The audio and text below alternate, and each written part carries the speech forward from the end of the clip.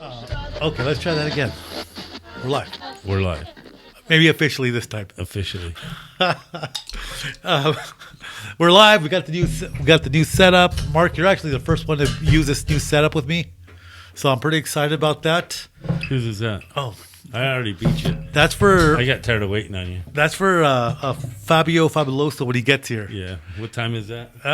He'll probably be here in an hour or so, but he'll join us and add in, and we'll get him situated. But thanks for joining, man. It's a long time coming. I know we've been talking about this. We've been talking about this for a while.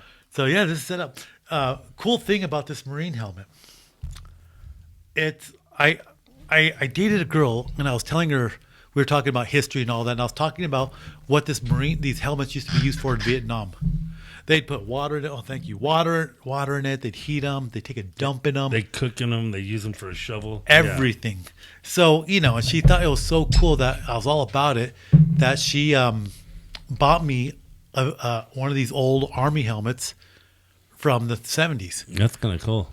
So I had it in my car. This is back when I used to work at Starbucks. Like a long time ago, I was a young guy. And there was a former Marine that was a flight nurse that would come in every day. And I was like, hey, I got something to show you. It's kind of cool. And I pulled it out, and he goes, do you know what that is? I was like, well, it's an old, what do they call it? The M1, M17 hat or whatever. And he goes, that's Marine camo. I was like, no way. He says, you got Marine camo, and that's the real deal there. I was like, cool. And so that's cool. I got to know this guy very well. And a little piece about me is I always wanted to be a Marine, but between having my fingers lobbed off, between all the surgeries as a kid I had like all these intestinal surgeries and all that. So one day, and I think it was about the time I was getting ready to push on from Starbucks and start my professional career, he brings me his old Marine emblem, the globe, anchor, and eagle. That's cool. And he says, man, that emblem has been with me my whole life, and it's been through all the jungles of Vietnam. And I was like, dude, I can't take that. That's something you give your kids or something. He goes, he tells me, the kids have the good medals. He was really cool about it. He goes, you know what, man? You're a true blue guy, and you would have been a hell of a Marine. What do you say to that? Yeah. Cheers, man. Salute. The Macallan 12. That's a classic. 12. Oh, that's amazing. And as I always say to people, drink responsibly, and have a good time. I have this theory about, with this podcast, what we're doing, it's like we should be able to get together and have a drink. We're not alcoholics. We're not going to go home and kick the dog and all that shenanigans. A couple of guys that are, our friends, Jeanette, we can get together. We can have a good time, have a drink, and just kind of wet the whistle a little bit and be able to enjoy ourselves. And I think it's a positive message, because for a while there, it seemed like everybody got a bad rap about drinking. And I don't think, I think you could do it kind of cool, and just hang out and enjoy it. Yeah. So that's kind of the angle I take from, and maybe somebody from Macallan will be watching and they'll want to sponsor us and give us a case of Macallan to drink to drink live, and I would support it fully. Yeah. So thanks for joining, man. Thanks for having me, dude. First of all, great name. Yeah, you have a great name. I appreciate it. Together we're like a hair-lip dog. Mark. Oh man, yeah, dude. So I think we met maybe about within this last year. I think it was through. I think it was Cinco de Mayo. Was it Cinco de Mayo? We met with couple Cinco de Mayos ago. We met it with our Dadio's house. Sidekick, and we were. You really caught my attention when you were taking those amazing photos when we went to watch the Virgin Galactic flight. Oh yeah. And I didn't think anybody was dumb enough to be out there in the middle of the night. And there we are. You're like, I was like, dude, this guy's legit. He's cool. That's a total Dario thing. I mean, it's like, let's load up the RV and we'll go. Watch. All right. Watch the rocket launch in the morning, and you could watch it on YouTube. You can watch it on TV, whatever you want. But we were there. And it was cool. The first commercial flight. The first commercial flight. Yeah. And we I don't even. Yeah. I didn't really get too many good pictures that You know night. what? I should have sent you pictures. The night shots were beautiful. I And I haven't done a lot of astrophotography stuff in a long time. I went out and not long before I met you, I bought my first the 6-inch or 8-inch telescope. I just want to make sure we're still talking about photography. Maybe we are, maybe we aren't. I bought my first telescope though. What is it called? The kind that's on a stand. It's a big tube. It's got a name to it. Anyways, it'll come to me. And man, I set it up in my driveway, looking at Jupiter. You could see the Jupiter. You can see the colors, and I was able to see like 6 moons of Jupiter. And then not far from that, I was able to see Saturn, like legit Saturn, like rings. It wasn't like a glowing ball with a glowing. You could see the planet, then the rings, and it was cool. It was amazing. I've got a buddy who has a star tracker, and so you just kind of set it up and set your camera, and you lock onto one of those planets, and then you can keep your exposure open for a long period of time. Yeah. And I got some really good pictures of Jupiter's moons and stuff. It's amazing. On a camping trip one time. Here's where I'm going next. I'm going to get me the 14-inch. And that's a monster. It stands about 6'5", and it's got a big 14-inch lens. And I want to get they're called Dobsonians. They have that stand, and it's got it sits in the stand, so it's really easy to maneuver. But they make a lens. You can put it in there and Bluetooth it to your phone or your laptop and use it for photography. And a lot of times you can buy an adapter and click your camera into it. Yeah. Yes. It just depends on. That's. I don't know. That could be outdated technology too. I doubt it. Because there's nothing like putting your camera on there. But that's where I want to go. I want to go with the 14, and that'll be like legit stargazing, seeing like the Crab Nebula, and all that good stuff. So I really want to do that. And this is the time of the year to do the astrophotography. It's cold. Mm-hmm. There's not a lot of dust. It's curious to say it's cold because the heat in the atmosphere makes a big difference. The heat in the atmosphere. That's why at the ocean, in the tropical, taking pictures of the stars, it's like, oh, they're there, but it's not like going out on the Cordilleras Ranch. Right. It's dry. Yeah, where it's completely totally dark. The moisture in the atmosphere starts reflecting the light, so when it's dry and it's cool, you don't get that refraction. And I always tell people, buy you a cheap little telescope, see if you like it. I got a Meade. It was like a Meade 500 or something. Like they used to sell it like in the 80s, and I went to a garage sale. I got it for like $20, and it has the auto what do you call it? The deal that just tracks the stars. And I took that thing outside so many times, and I didn't realize how bad it was. But it's still cool because you start looking at stuff. You can start finding things. You look at the moon. You can start seeing like real definition on the moon of the craters and all that once you start learning which eyepieces to use. And so that's when I decided to upgrade to I got the Meade first. Yeah, to the Dobsonian. And I was just so proud of my little Meade telescope. It was like a little kid telescope. But it kind of, I'm already a nerd as it is. So it just kind of takes it to the next level. The next level, yeah. And the next level is going to be that 14-inch. Yeah, I'm pretty stoked about that. If I get that, I'll invite you over, or we'll take it out to the desert. Take it out to the desert. Yeah. I think we're New Mexico. I think people don't realize that they're blessed here. So I was traveling a lot to Mexico this past 2 years.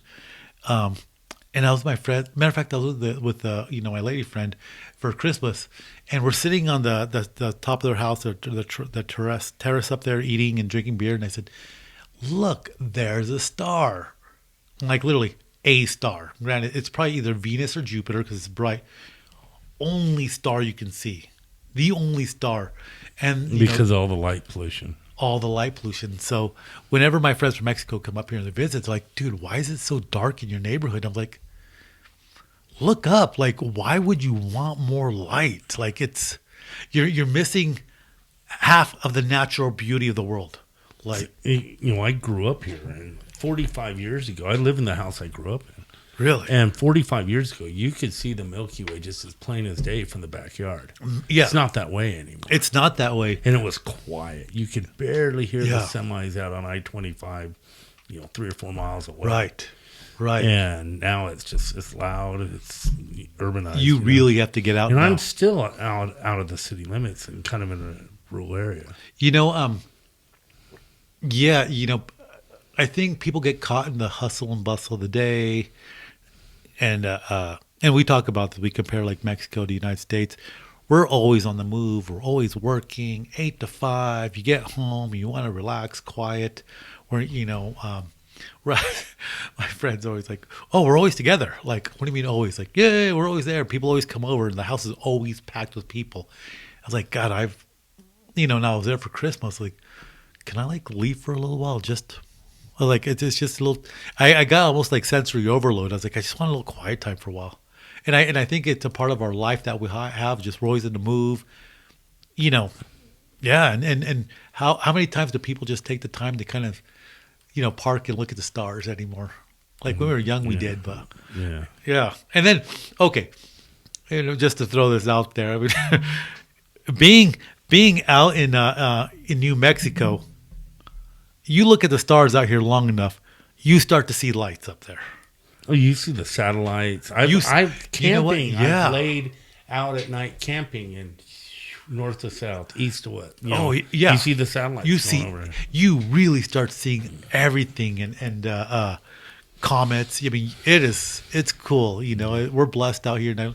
Sometimes I don't think people realize how blessed we are. They just take it for granted. If you ever get a chance to go out to White Sands, and camp, that I did that with my son's Boy Scout troop years ago, and I just grabbed up all this photography gear. And, I mean, it's like, oh my God! Did you go on the full moon night? It was. I've done the full moon night a couple times, but we camped. Really? And it was no moon, just stars. That is cool. It was really cool. Well, okay, so White Sands. I don't know. We actually have quite a following now. Surprising me. Thank you for everybody that's following. Please subscribe. Please make a comment, thumbs up. It helps a lot. But just started adding us to Rumble on top of YouTube and on top of all the other iPod platforms. And so we have actually, I'd like to say, so I don't know how many people have ever been to White Sands or if they're in New Mexico, but man, it's like a random.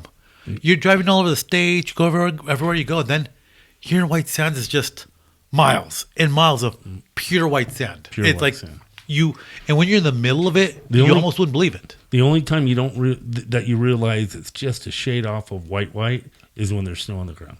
Yeah, that's the right. only time. But when it's a full moon, the sand almost like glows. Yeah, and it's almost like really magical. And what's cool about the sand, White Sands, is like no matter how hot it is, the sand's always like really moist and wet. So. A few years back, I went to photograph a full moon night, or the full moon at White Sands. Yeah, and I wanted to get away from all the tracks, so I parked at the far north end, and I hiked in a couple miles. I don't recommend doing this, because that's a really good way to die. It really sucks with the hike in there. And I took a GPS screenshot of where I parked my car. That way, just in case I didn't know where I was, I could find the car. And I went out a mile or two. I don't even know. It was hot when I got there. I kicked my shoes off, threw them in the car. I had a little backpack with, like a late lunch and a little blanket to sit on. And so I was just going to go out and hunker down and wait for dark. Yeah. When that sun went down, my feet got cold. Yeah. I literally wrapped that blanket around my feet to get out because my feet hurt. I mean, they hurt bad for like a week after that. Really? Yeah, it was cold. When I was in college playing rugby, some people on the team would always come up with random trips. And one of our random trips was to go camping in White Sands and play rugby in the sand, which is cool, but like running in the sand sucks. Yeah. But we got a camping spot way in there. And so we had an ice chest full of beer. And so we're trying to walk in the sand carrying the stinking ice chest. And my buddy Peter brought a boogie board. Everybody brought sleds. It's like, Peter, bring me that boogie board. So we strapped the ice board or the ice box to the boogie board to drag it across the sand because that was not a good time. Yeah. That was not a good time. And it's not easy walking. It's not. Yeah. It's tough. And when you camp out in Mexico or New Mexico, when you're camping out here, early in the morning, like if it's like during the summer, like at 1 or 2 in the morning, there's a light breeze. And that light breeze really gets cold. White sands is a lot colder. Yeah, it gets really cold. So, I had this thing where I was doing this these classes, like survival classes, and one of the things they did is they would take you out into the middle of nowhere with nothing. I leave your backpack. Take your knife. Like, take my blanket. Nope. Take your, we made these straws out of cattails. Hollowed them out for you could drink water. Take just the real basics, and we'll come pick you up in a couple of days. And they said, don't worry, we'll know where you're at. And so you're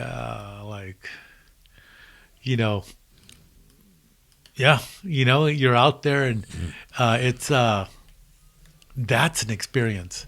But that is an experience. So like I say, like 2 in the morning, that little breeze comes through and it gets cold, and you kind of learn a lot about yourself out there and survival. That's like the real deal. You come out of the city and you're out there, and how many people do that anymore? Nobody does that anymore. No, that was again, feel blessed to have done that.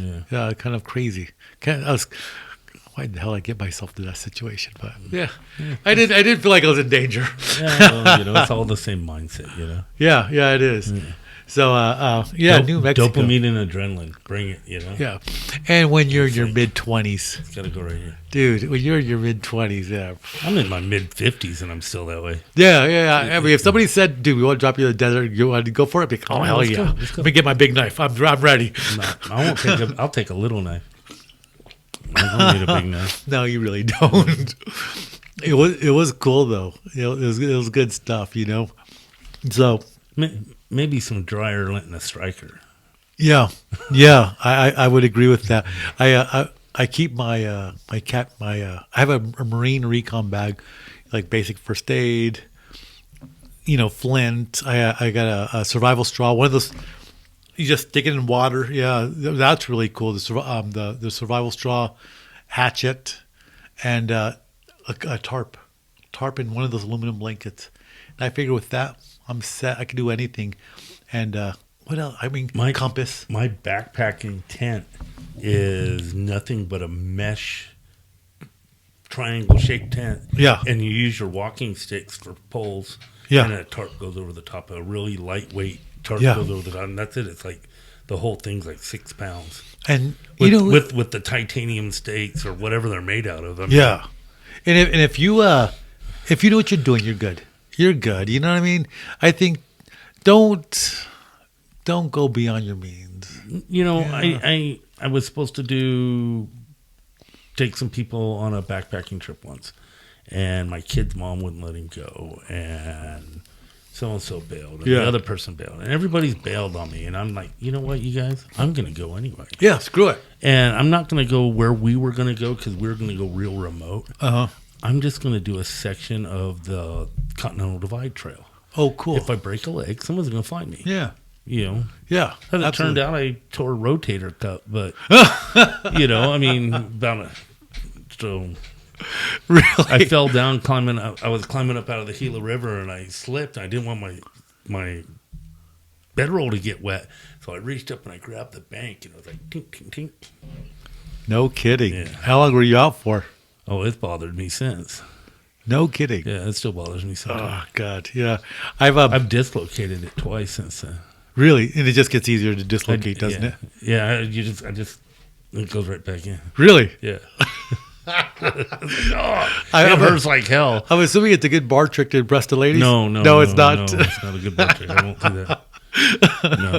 No. I was helping coach with his guys and grappling around and stuff, and I pushed somebody off, and It just pops up Yeah, that it just easy popped now. out. It was like, get off, get off, get off. So is there a way they can repair those? I mean, I is don't there- know. I've never yeah. been to the doctor for that. Yeah, I've just started going to the doctor for my hip just because, dude, when the hip goes, that hurts. And the doc, he's so funny. I go talk to the doctor, and he's like, he's a younger guy, and he's like, what'd you do? I was like, well, I've been playing rugby and jiu-jitsu and CrossFit and this and that. And he's like, oh. And he tells me, I played rugby in college. He's like, oh, cool. What position you play? He's like, I'm a hooker. I'm like, I'm a prop. Got you. And he's like, how long you play for? I was like, well, about 15 years up to last year. He's like, yeah. He goes, you've pretty much have killed that hip. You've done a number on it. And he's like, and you played till last year? I was like, yeah. He's like, doesn't it hurt? I mean, it already hurts. I mean, what more am I going to do to it? That's what ibuprofen's for. Yeah, exactly. You know what I mean? I used to rub a little dirt on it, and yeah. So it's just the hip one of everything I've done, broken rib, nose, rolling the ankles and all that. The hip one just sucks the most. Oh man, the rib was the worst. Yeah. Yeah, the rib was the worst. And like, oh my god, you can't laugh. I played a game. I finished a game of rugby with a broken hip. Finished a game of rugby with a broken knee. It's just like, tape it up. I'll be fine. That is not smart. With a broken rib, I mean, that's like, yeah, it hurts. You could die. I mean, someone I guess hits so. you again, there goes a lung. I guess so. Because you're trying to run, and you're trying to, like, when you're trying to tackle, you try to just grab this guy and roll down with him. And you're not thinking, like, this is not a good idea. You're just like, oh.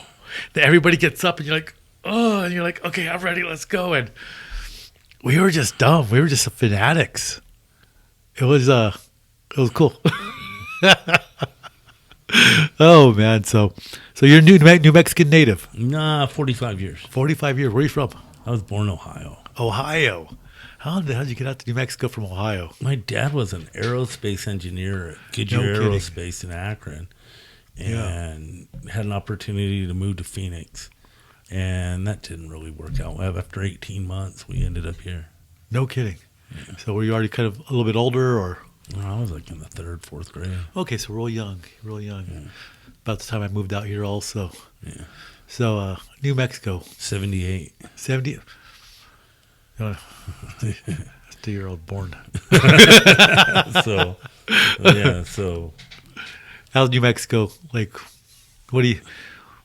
If nobody's been out here, what would you say? I mean, it kind of depends on their interest. If they like wide open spaces and like cool stuff and exploring the desert, it's endless. It's endless. Yeah, it's endless. If you want really nice restaurants and nice hotels, well, this is the wrong end of the state for that. Yeah, there's some good restaurants, but they're not like, it's not the 4-star. Like I've got a real good dive buddy who's just retired, and he is a total foodie. No cheap food, no cheap booze. Yeah, and right now he's in Chile right now. And Henry, why did you move here? Because the restaurants, he's got to make the food. Okay, cool. So he, but whenever he travels all over Facebook, and all his pictures are just food, and that's cool. So a couple times I've been on there. Hey, you need to make that for your friends when you come home. And he's in Chile right now. Yeah, he's in Chile. They went to Argentina and then Chile, and they'll be back. I don't know, a week or two. That's cool. I was dating a girl from Venezuela, and we were figuring out how to get her to the United States because that's not a good place to be. Yeah, in terms of the United States also. So I was in Venezuela in 2010. Yeah, it was bad then. But you know what, the women out there. Venezuela. I mean, okay, so government. The government's just been crap for a long time now, and the people are paying for it. And it's curious. They don't have a lot to offer their people. No. I mean, and they try cheap gas. That's all they have to offer their and people. even that's not going well for them either, because they don't. The refineries are they can't keep them up running. They're having a hard time doing that. They're losing a lot of money to the corruption. Like 80% of the money that they make in Venezuela is lost to corruption. And so they try to use. That's like the U.S. I know, right? Yeah, I guess so. But no, it's going straight into the pockets of what's his name? Can't even think of his name. And so whenever people get unhappy about it, they do these massive works, like government projects, whether it be roads or monuments or whatever, and they put people to work, and people don't make jack for money anyway, but they're happy because they get to work and they get some money, and that's kind of how they keep in power. And so what's funny is there was a documentary I was watching about this.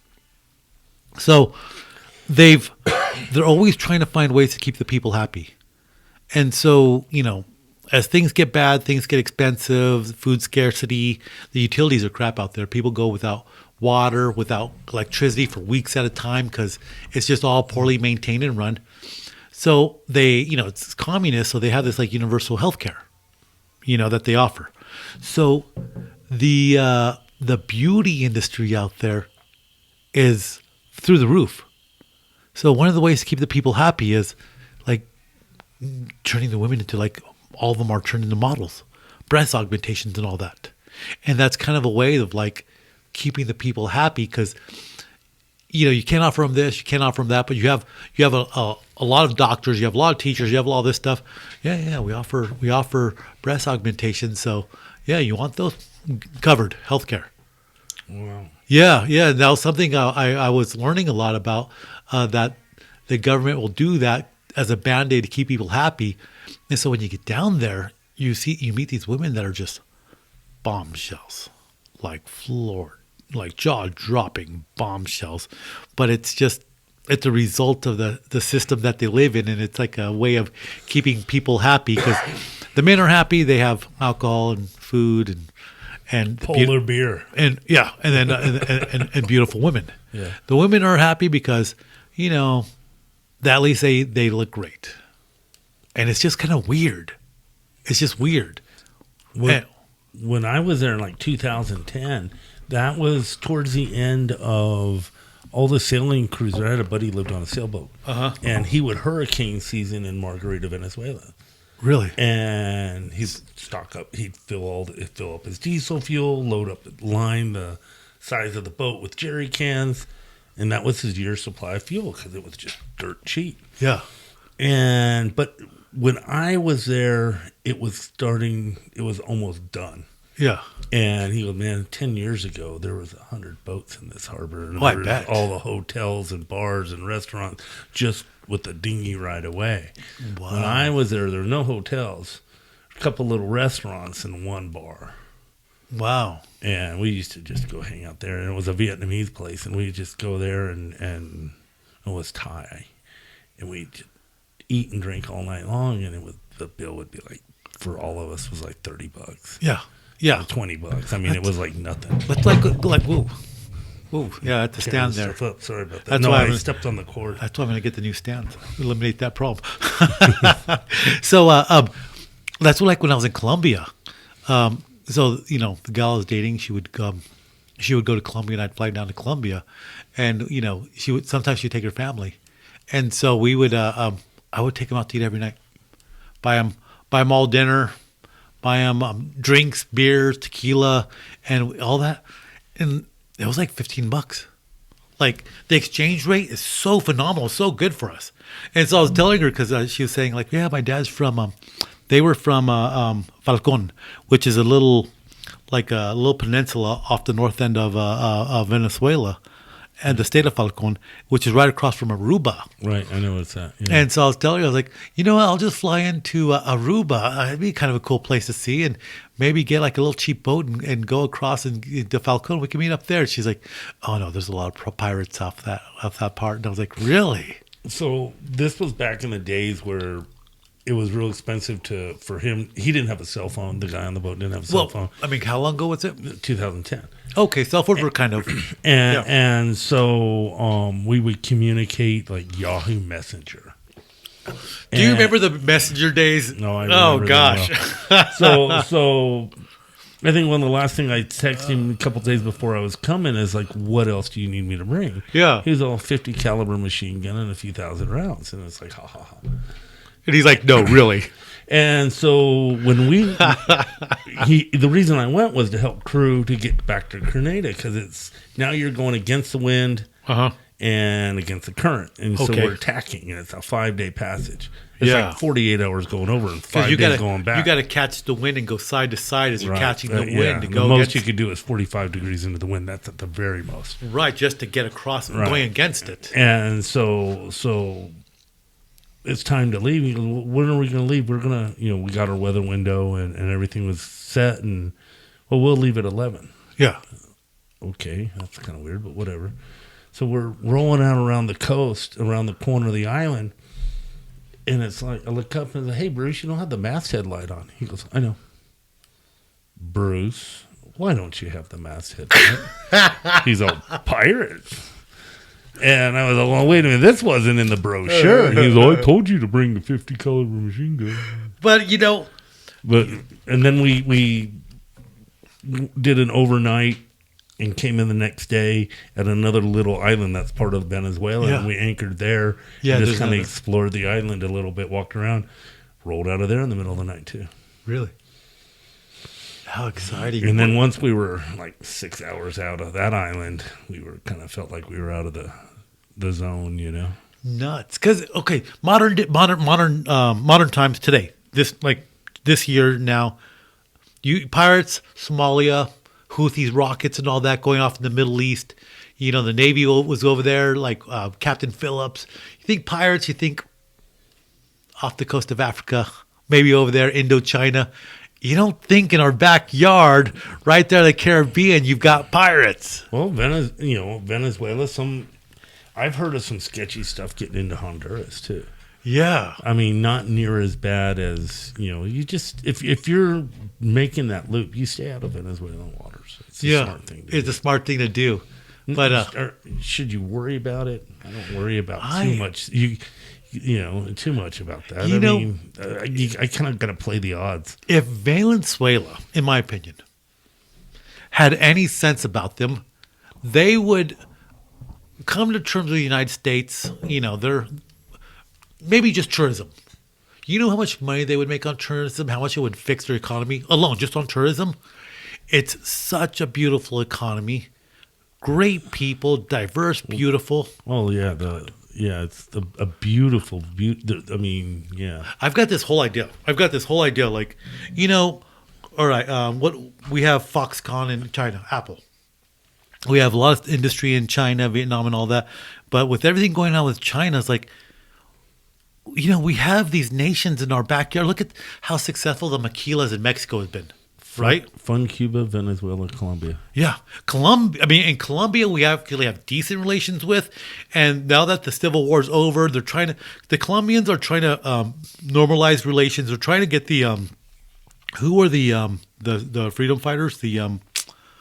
Oh gosh, I was just reading about this the other day. The people that the communist forces that they were fighting. Oh God. In Colombia. Yeah, the civil war that they had. I can't think of the name. It was just a day or two. I was watching a documentary about this again, and but they're trying to put them to work, trying to give people education, trying to give them opportunities. But they're really doing a lot to modernize, and they've done a great job. I was like, God, Colombia is like the gateway to South America. Like, again, if we were to do a relations with anybody, a lot of opportunity, you have Colombia. You have Honduras, which people are poor, they want work. Mm. You have Ecuador. Nicaragua's communist, but, they're trying to, they did that big crackdown on gangs. And talk about nuts. They opened up that big prison, and you see them, they were transporting all the prisoners and everything. And Nicaragua has been going a long way, but you can really win over those countries and start bringing them the other way, even if you just started with something like tourism, putting people to work, giving them money in their pockets. Ecuador is interesting because this last month you had a narco takeover of like the government. They were trying to take over, and they got the military involved. Like Ecuador had some serious issues, but again, these are third world countries where, okay, you want cheap labor for our goods.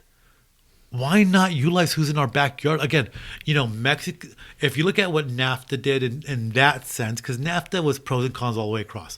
But what it did in terms of trade and the maquilas and providing affordable goods to the United States, you could say for the most part, it's been successful. You go down to Juarez, Mexico, and when I go to the airport and you pass like 20 monstrous maquilas, on the highway going to the airport, I always pass by the maquila where they make the big fans for the electricity generating, and it's always you just see in their lots all the fan blades. And when I get to Monterrey and I'm going up to one of the little areas up there called Apodaca, I drive, like, as soon as I come out of the airport, I drive by the maquila for Callaway, and I tell my friends, I go, "Hey, Callaway, you know what that is?" And everybody's like, No, what is it? Guess. I was like, they make golf courses or golf clubs and golf merchandise. That's Callaway. And they have no clue what it is, but it's made there. We were in San Carlos and Guaymas a few weeks ago. They've got manufacturing there. First of all, San Carlos, beautiful. Yeah, I love beautiful. San Carlos. Guaymas, industrial town, really cool history. And they're like right next to each other.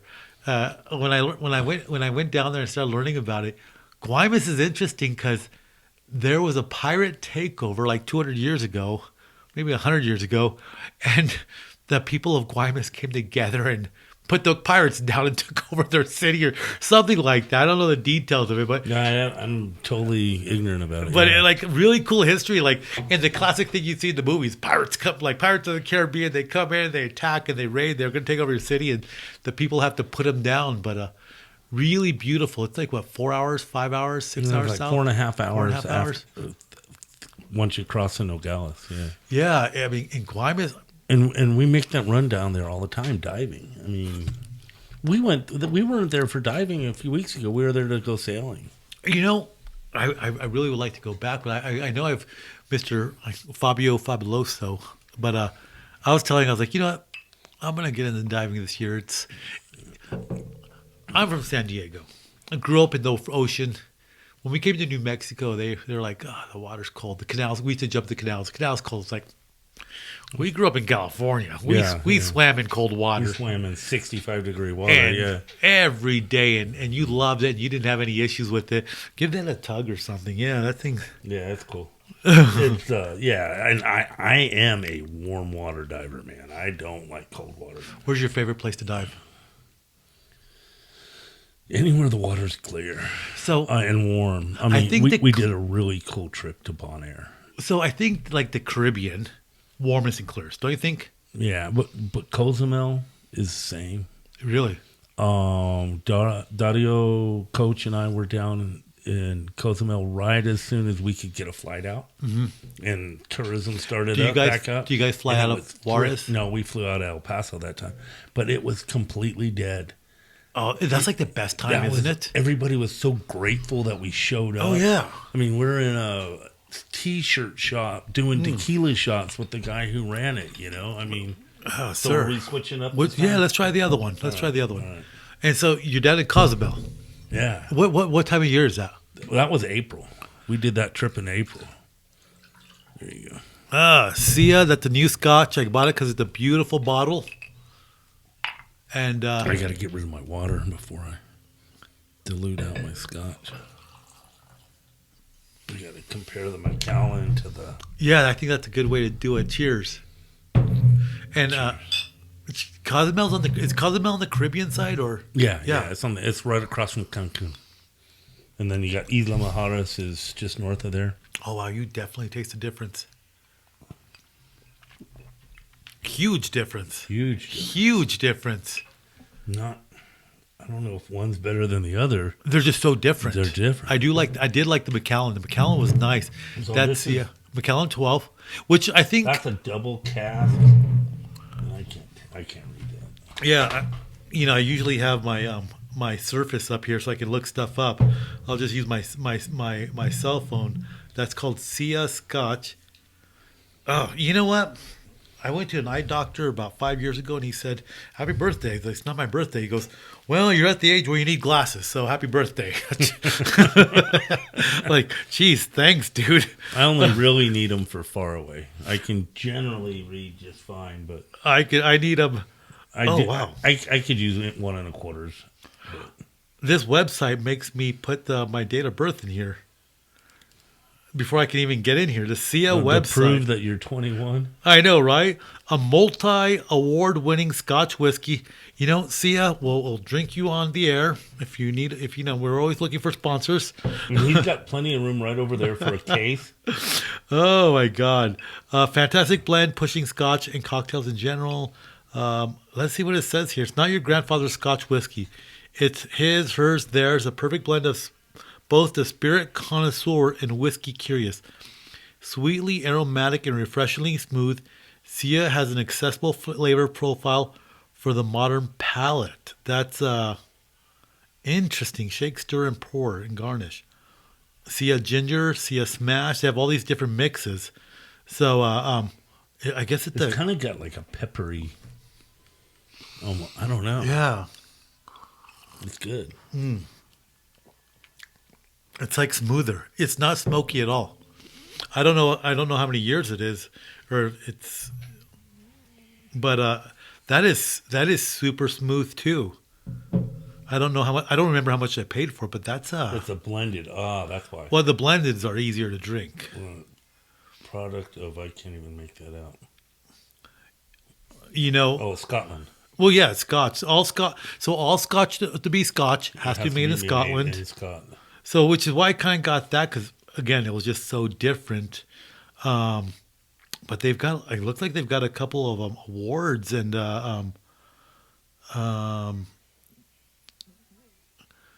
they won the. 2013 they started showing up on shelves everywhere. Award-winning. Hint of vanilla and caramel. It's the caramel. Wow, created by one of the first Hispanic entrepreneurs to ever build a Scotch whiskey brand. Really? Really? Oh, wow. That's super, super interesting. Well, I'm glad to be able to, share that. Way to go. I mean, Sia, give it a try. It's delicious. I haven't drinking it. I tried it a little bit a couple of weeks ago, but after having the Macallan and this, you could definitely tell the difference. That's really good. Yeah. So, although Macallan 12, it's nice. Once you get up to the 15 and 18, you really get that smokiness. Really? So I do a lot of Johnny Black, like I said, and Johnny Black I think is right around the 12 mark too. So I really think once you start getting older than like 15 years, you start getting a lot of the smokiness from the barrel. And if you like that, that's great. If you're not used to it, I think like a 12-year Scotch is a good way to go. In my opinion, it's a little easier on the wallet too. It's a little easier on the wallet, a little bit. And if you're not that easy on the wallet. And if you're not easy, and if you don't have the palate for it, it's a little bit easier on the palate too, to develop your tastes. I'm making a point to try new stuff, and yeah. So, anyways, you're out in Cozumel. Yeah, Cozumel. Yeah, the last place I went to was the Cayman Islands out there. Okay. The only thing I'll say this about the Caribbean, the water seems saltier out there. Which I think that's more Atlantic than Pacific. But you think about it, though. There is a slight difference in saline. The salinity, yeah. Because the current goes, it goes in a clockwise motion. It's coming down from the south, comes up, and it cleans through the Caribbean. And then it goes up the Florida Keys going back up north. And which is why you start getting that really brackish, grayish look as you go up through New Jersey, going up, and it gets darker, gets really cold. Or no, it's still warm as it comes down back to New England, because that's what warms New England up, because it's so, not New England, but England.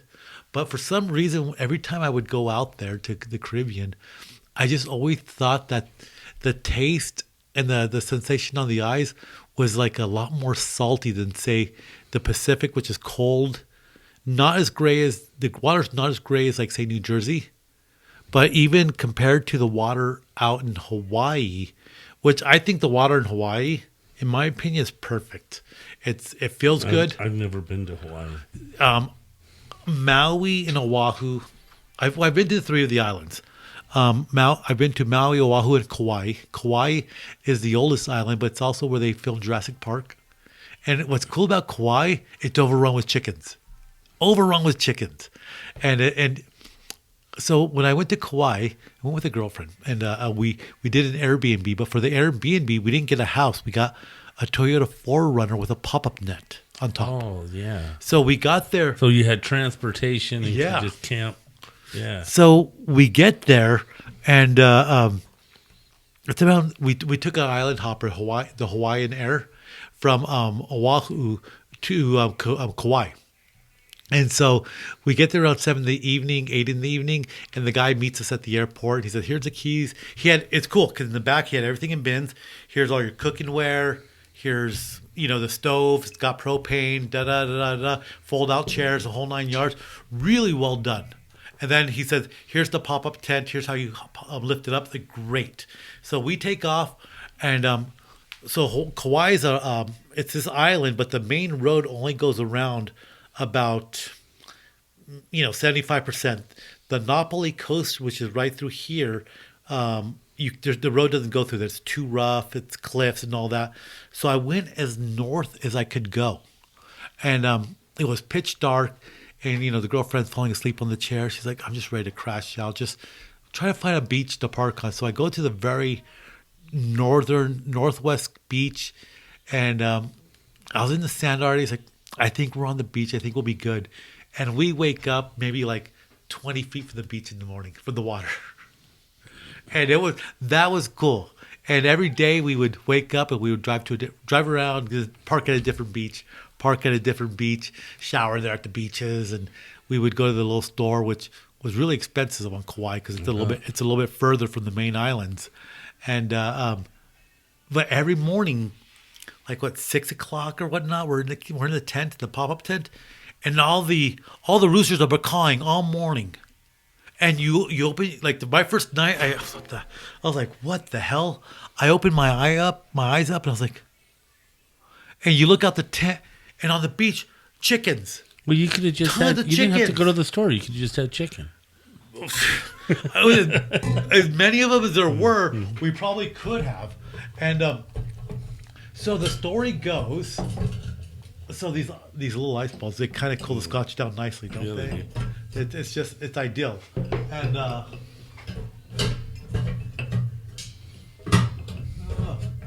you just gotta fish them out. So we did that for the rest of the week, and it was just such a great trip. So the story goes like maybe the 70s, because like all the tourism stuff in Kauai, it's all chickens. The fridge magnets, the keychain, all chickens. So it was like sometime in the 70s, I think, if I remember correctly. There was a big old chicken farm. Hurricane comes along, wipes it out. Exactly what happened. Wiped it out. All the chickens took off running. They couldn't get them. They were gone. They all went. Now they're feral chickens. And they run wild on the island. And so Kauai, it's the oldest island, so it has the trains more. The mountains are more like they're kind of softened up from it. A lot more greener. It has the second largest canyon in the United States outside of the Grand Canyon. That's in Kauai. People take helicopter trips in there, and it's incredibly beautiful. And that was the island where the kings of Hawaii would go. They were buried there, and they had this thing where on the Napoli coast, it's like a cliff face. So when the kings would die, they would take his remains, and they would lower a Hawaiian down into the canyon with a rope, and he would find the appropriate place to lay the remains of the king in the canyon. And so nobody would find the remains, they would cut the rope. And so the Hawaiian that they were lowering into the canyon stayed. And he did it knowingly. Wow. Yeah. Wow. Yeah. So and they did that for as long as they were there. And, Wow. and there's we went on these boat tours. I think it was like Captain Jack's, Captain Something's. Really cool boat tour. They take you around the coast to the Monopoly coast, and they tell you about the history. And we were swimming in the ocean, and you get the call, and they said, well, the other tour people, they found some turtles that were kind of eaten up, so they're afraid there's tiger sharks in the ocean because they like to have turtles. You guys better come back in. So they take us back in, and dolphins, the seals, the whole 9 yards. But the Monopoly coast is beautiful, and even the beach I was at, and I definitely have to look it up now. So the beach, I had an experience on the beach, and I won't tell you the full experience. Well, this is a family show, right? I won't tell the whole experience, but essentially, let's see. Let me see if I can find the islands real fast. So, because you have to find the island change. Honolulu, let's see. Honolulu, where is Kauai on the maps? Lahaina, I went to Lahaina and I spent some time up there, and then the fires just decimated. They just decimated Lahaina. Matter of fact, I was out at a Alzheimer's conference, and one of the biggest Alzheimer's event they do is in Maui. And so I saw him out there. I was like, "Hey, man, hey, good to meet you." I was like, "I love Maui. I love Lahaina." And he's like, "Hey, great, thank you." And he says, "It's a shame. What happened?" And we were talking about that, and because Lahaina was just decimated by the fires. Yeah. That was okay. insane. So it's called. Let's see, what is this beach called? So it's called the Polihali State Park, and it's the peak. It's the beach that you could the very furthest the beach before where the road ends on Kauai, before you get to the coast that goes around the Napoli, Napoli, and I was asking the girl there, so she was interesting. She looks half Hawaiian, half white. And she says, yeah, it's like her mom or dad, one of them moved there, and she was born there, and she sounds Hawaiian the way she speaks. And she had a word for what they called her. I don't remember what it was, for being like a half and half. Yeah, they had one of those funny words. And so I told her, I go, man, I woke up in the middle of the night. And she goes, yeah. And I go, I could hear the whales singing.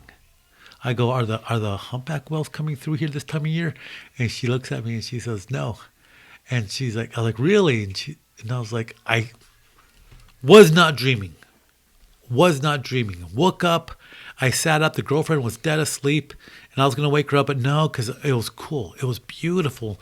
I didn't open my tent up because it looked like there was like lights outside. So I was like, didn't think much of it. But then I started talking to her, and it kind of all made sense afterwards.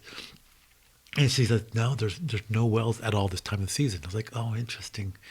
And she says, but that beach, that's where they would bury the Hawaiian warriors. They would carry these big leaves up the cliffs, and they would light them on fire, and they would throw them out into the ocean.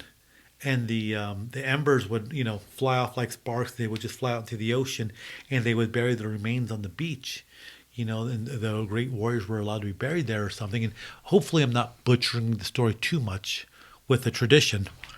And she says, but we have this tradition of the death walkers in Hawaii.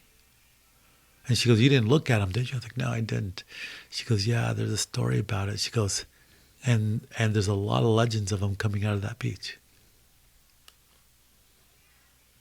I was like, yeah, it was kind of one of those moments where you're like, ooh. It was, but you don't get the weebie-jeebies about it. You're just like, you feel,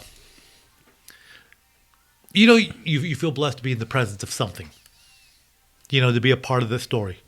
So in the rich history. Yeah. So Kauai was a cool place to see.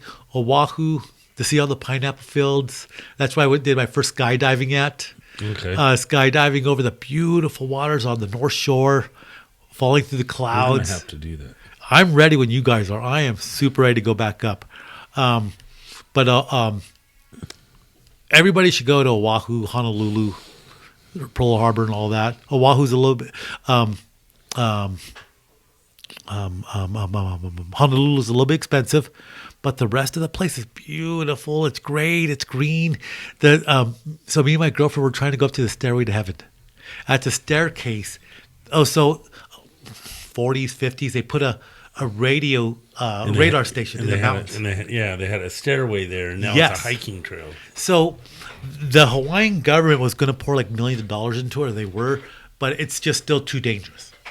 So people try to sneak up there. They watch the sunrise from up there. It's supposed to be like just beautiful, but it's always being patrolled by cops. Oh. And we try to sneak up there like 2 different ways, and They the cops busted you each time. Yeah, the cops said, there's $1,000 fee to go if we catch you up. They're like, and he's just like, I got my eye on you guys. So we were at the last minute. It's like, well, there's a state park on the backside of the mountains. There's a park there we could park at, and we'll hike up the backside of the mountains. That was a rough hike.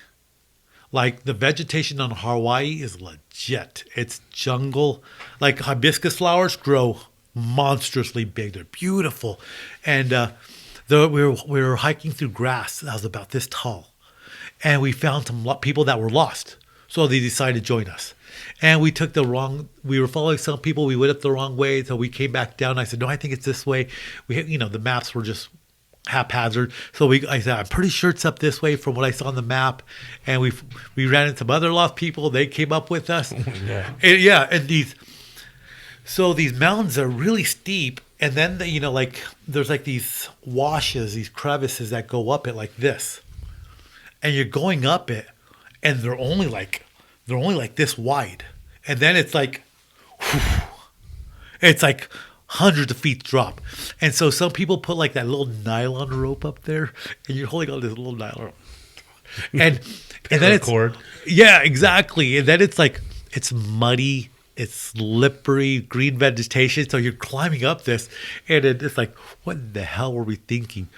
And then you get to the very top of it, and the wind, just a gust of wind, and like you're up there, and from the edge, the drop, it's down. Like one false move and you're down, and you do get the weebie-jeebies from being that high and being that close to the edge.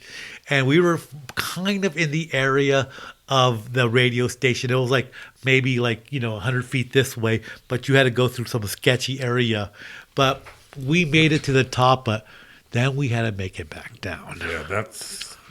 And, for anybody that does rock climbing, mountain climbing, or anything, that trip back down, I slid. I slipped and I slid. And there was like a tree with the ruts come up, and they, they kind of come up, and my leg got caught in it as I slid, and it stopped me. Otherwise, I think I would have kept on, going. But it was a hard hike. It was cool, but it was hard. It was beautiful. Hawaii. Yeah. The only place I hadn't gone to is the Big Island. Saw Oprah's plantation out there on Maui. Saw Oprah's plantation in Hawaii. Saw Oprah's house in California. So saw Oprah's house in Chicago. Is there some obsession you need to discuss? I don't. I just, wherever I go, there's Oprah. Yeah, my friend said, like, we were in Maui, we were driving up the mountains, and he goes, hey, that's Oprah's plantation. And then I was in Chicago many years ago, and they, the guy that was in the limo guy that does shows you around town. Hey, that's where Oprah's apartment is. It's like the whole deal. And I've been following Oprah my whole life, I guess. But Hawaii's cool and the water's beautiful. And all the beaches are different. A lot of it has to do with the color of the water. Has a lot to do with the sand. Mm-hmm. You get a real crystal white sand, Yeah. and it's just. And you know what's cool in Maui? There's like a long stretch of beach that's red. Then you have a long stretch of beach that's black, black, black. Yeah. And you have a long stretch of beach that's white, white, white. They're all in their areas. Yeah, I've seen that in the Caribbean on different islands, like total black beaches. Cool, just different. If you don't go to beaches Dominica's often, yeah. Way, yeah. If you don't go to those islands very much, when you see that for the first time, it's like, that's cool. That's very cool. I was just reading about the Indian Ocean this year. So the highest point of the Indian Ocean is sea level, if that makes sense, the highest point, because, like the water. But third largest ocean in the world, but it's also the hottest ocean, the Indian Ocean. And because it's so hot, there's actually limited animal life in the Indian Ocean because it's the warmest ocean. And watered by 12 African countries, India, and all these other, the Indonesians and all that. But it was kind of cool reading. But I just got a wild hair. I wanted to learn about the Indian Ocean for a minute there. But yeah, that was like the main thing. The highest point of the Indian Ocean is sea level, and that is the warmest ocean in the world. So I'd kind of be curious to go out there. You know what? I was looking it up because I was looking up Malaysian flight. Oh yeah, that one plane that went lost up there. Yeah. And so that's how I got on my Indian Ocean kick. So, but yeah, and because of the actions going on there in the not the Persian Gulf, but right where the Houthis are hitting the Houthis are launching rockets at all the cargo containers. Oh, from Egypt going down, they go through the Red Sea. The Red Sea before they get into the Indian Ocean, because the one Navy SEAL was going in, so he fell out, and the other guy went in after him to go help him, save him, and they were never found. And so I kind of read the conspiracy theories that maybe they're not telling us that there was shooting going on. Maybe it was Iran was there, and they were just not saying much to prevent a wider war. Like, hey, you're shooting our guys now, which has already happened anyways with the rocket attacks. So I started looking up the water currents. If where they were at right there between not Qatar, Yemen, and Somalia. Where did that plane take off from? Well, no, they were on boats. Oh, okay. And it was like super rough seas. So they were on these not dinghies, but these other kind of boats, and there was super, super rough seas. So they put a ladder up, and they were trying to go onto this vessel that checked for weapons. And one guy fell off the ladder, the other guy jumped in, and I kept thinking of well, if they fell in the ocean, where would the currents take him? Would they take him to Somalia? Would they take him to Yemen? Or would they take it? Is the current going back into the open ocean? And I think the current was going back in the open ocean. So in one of the things they taught us, in sailing schools and stuff like that, is in the event of a man overboard, mm-hmm. you throw out this huge marker with a flag on it. Yeah. Because if you're just looking at somebody, they get about 3 or 4 waves away. You can't see them. And even in 5-foot seas, something that's not mild. Yeah. Now there's 10 feet and difference. You don't have an appreciation how big those swells are. Oh, I do. They get big. I do. Well, you've been out there. Yeah, I do. They get, like you say, the swell gets so big. If you're behind the swell, they don't see you. Yeah, I've been in 12-foot seas in a 38-foot boat. I mean, at night in a storm, running from the wind. It gets nerve ending, doesn't it? Yeah. It gets super nerve ending. Yeah. It went back to my flight training stuff for my. I was never an instrument-rated pilot, but they taught it to us. And I was just sitting there all night long watching wind speed, wing angle, compass heading, just doing the triangle all night long. Wow. And when the winds got, we were kind of quartering into the wind. When the winds hit 30, I had to bear off because as you're going into the wind, you're going this way at say 10 knots, and the wind's coming this way. Well, that's 40 knots. Yeah. And so if you bear away, now you're taking that away. It's kind of like you're going perpendicular to it. Right. But we were still trying to maintain our heading, so we weren't going to have tack too many times. Do you have get to around the corner take a zigzag approach to it? Yeah. So I would just kind of bear away, and then when the gust would die, then I'd pull it back, to try to sail as close to the wind as we could. And that's the only time I've ever been seasick. Think about how scary that is. If you're flying over the Pacific, something happens, there's very little chance of them actually finding you because the currents take you, and it's so much freaking water. 90% of the men that fall overboard are found with their zipper down. They're stepping to the back of the boat to relieve themselves. No, it's Is that true? That's true. That's true. No kidding. Yeah. No kidding. Yeah, that's how they fall off. They're going to... I think about the Tom Hanks movie, Castaway. Yeah. Random plane crash in the ocean, and it's going to go down, and it goes down fast. So you have to get out, and if you have your survival gear or not, the emergency gear, if you don't, and like in that sense, I mean, and I'm trying to remember the name of the forces where the current brings you to land, but like how the tide will bring you to the nearest land, and how he gets stuck in the island, but how many small little volcanic islands are out there with very little vegetation?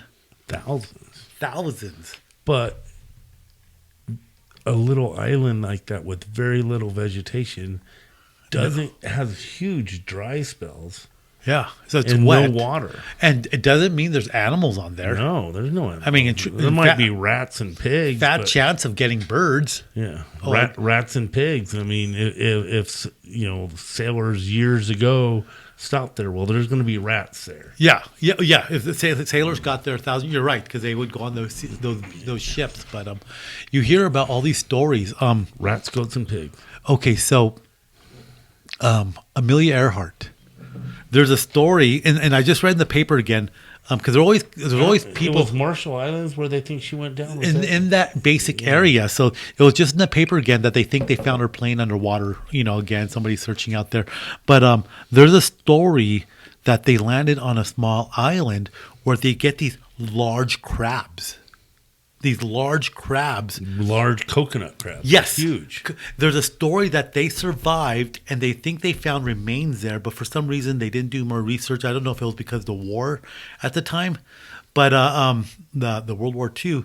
But they found some stuff there that they thought was from Amelia Earhart, but they think, did she survive, land on this island, and was torn apart by coconut pirates? Because they'll climb up the trees and coconut crabs. Oh, coconut crabs, not pirates, coconut crabs. And they will tear you apart and they will eat everything. So if they all come out of the ocean and it's that time of the year, you have no chance. I think they're more land-based than ocean-based. Yeah. So, but they're supposed to be like abnormally big, though. Yeah, they're huge. You've seen them. They're really big. No, I've not seen them, but I've seen them like on TV. But they're big, right? So there's a theory that she got on an island and the guy... They eat coconuts. Yeah, and they tear them apart with their claws. Right. Yeah. So the theory is the guy she was with, he was either injured or was hurt or dying. And so either he died or something, and then that... They think she was taken down by coconut pirates, coconut crabs. Even if she died on the beach, a storm comes, washed her to shore, and she was chumped. There's no relation. Yeah, there's no relations. There's nothing. I mean, but birds, whatever. I mean, clothes become nesting material, and and it's like give it 20 years. There's no remains. I mean, what was that, like the 20s ish, something like or before that? So it's already been well over 100 years. So very little remains of. If you're gonna find anything Amelia Earhart now, the fact that they think they found a plane that might have been hers, I highly doubt it. Well, yeah. There were no that wasn't a military plane.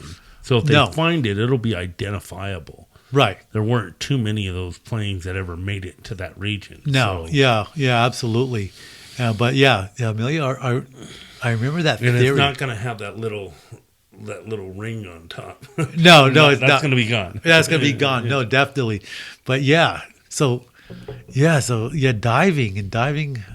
I would like to go diving out there, but I'll make a commitment. I was telling Dario, I'm going to get into diving this year. It's seems like the natural progression for me. I don't have a flyer, but I'm a dive master at a shop in El Paso, 5-star divers, and they've got their schedule out already. Everything. Really? I mean, you can go online, sign up, drop a credit card. You'll get your e-learning and whatever weekends you want to do your courses. So why should somebody get into diving?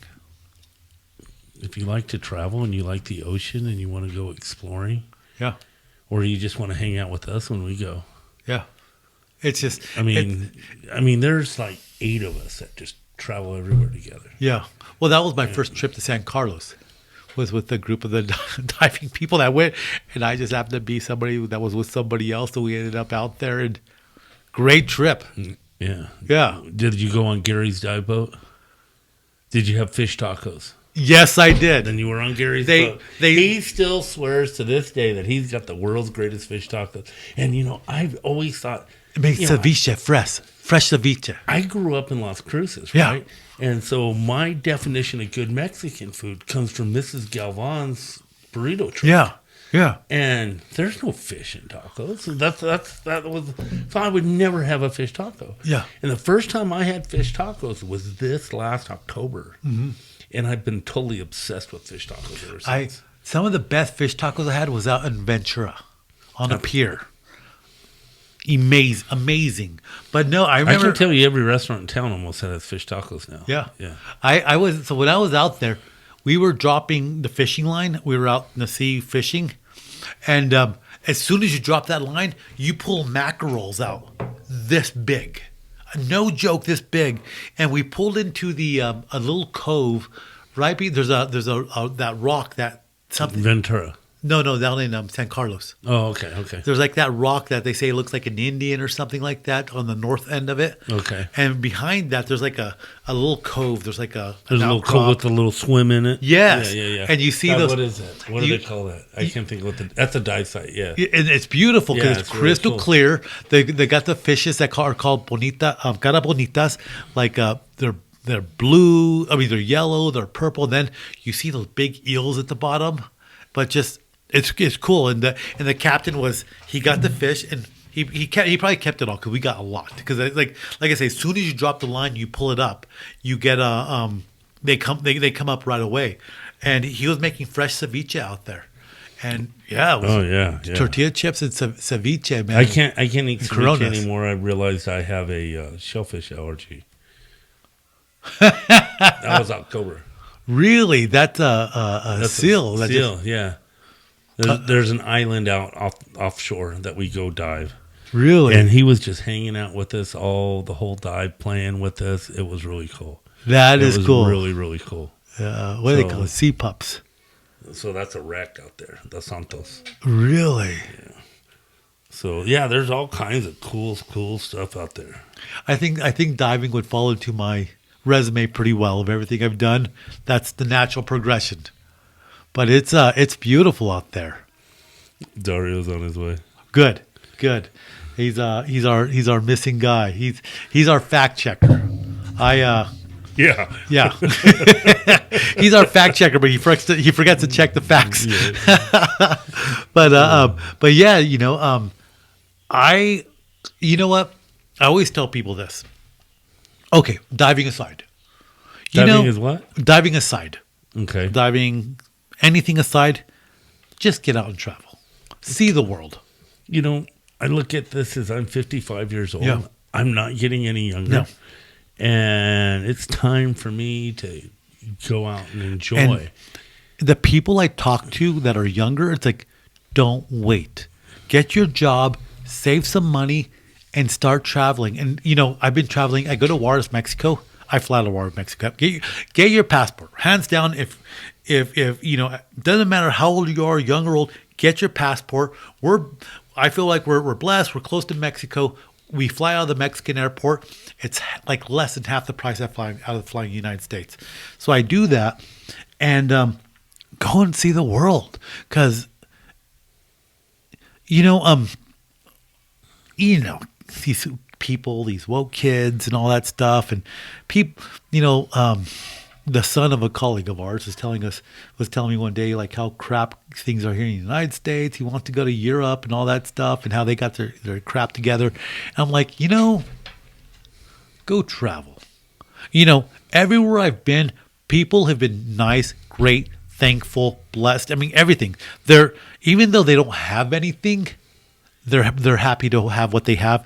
And when you go and see them, they give you everything they have. And on top of that, get away from that main tourist list. Yes. Everybody talks about going to Cancun. I don't want to go to Cancun. No, don't. And I only go to Cozumel because of the diving. Right. I want to go to some little place that isn't known. Go to Venezuela. Go to the little towns in Colombia. Go just do it. Because I had more fun walking around the streets of Margarita, Venezuela, with another guy who was crew, and Bruce will send us on these missions to go to the hardware store or whatever, and we come across some roadside stand, and I don't even remember what they were called, but they were like a empanada with meat, and oh my God, it was just like the best street food ever. And Anthony Bourdain was poking into my head as like, when you're out abroad, the best places to eat is the street food. But you know what? Eat what the locals eat. When you come back home, I don't want to come home. But when you come back home, it puts things in perspective. And I talk with my Mexican friends about this. They're happy and all that. Their freedom versus what our freedom is two different things.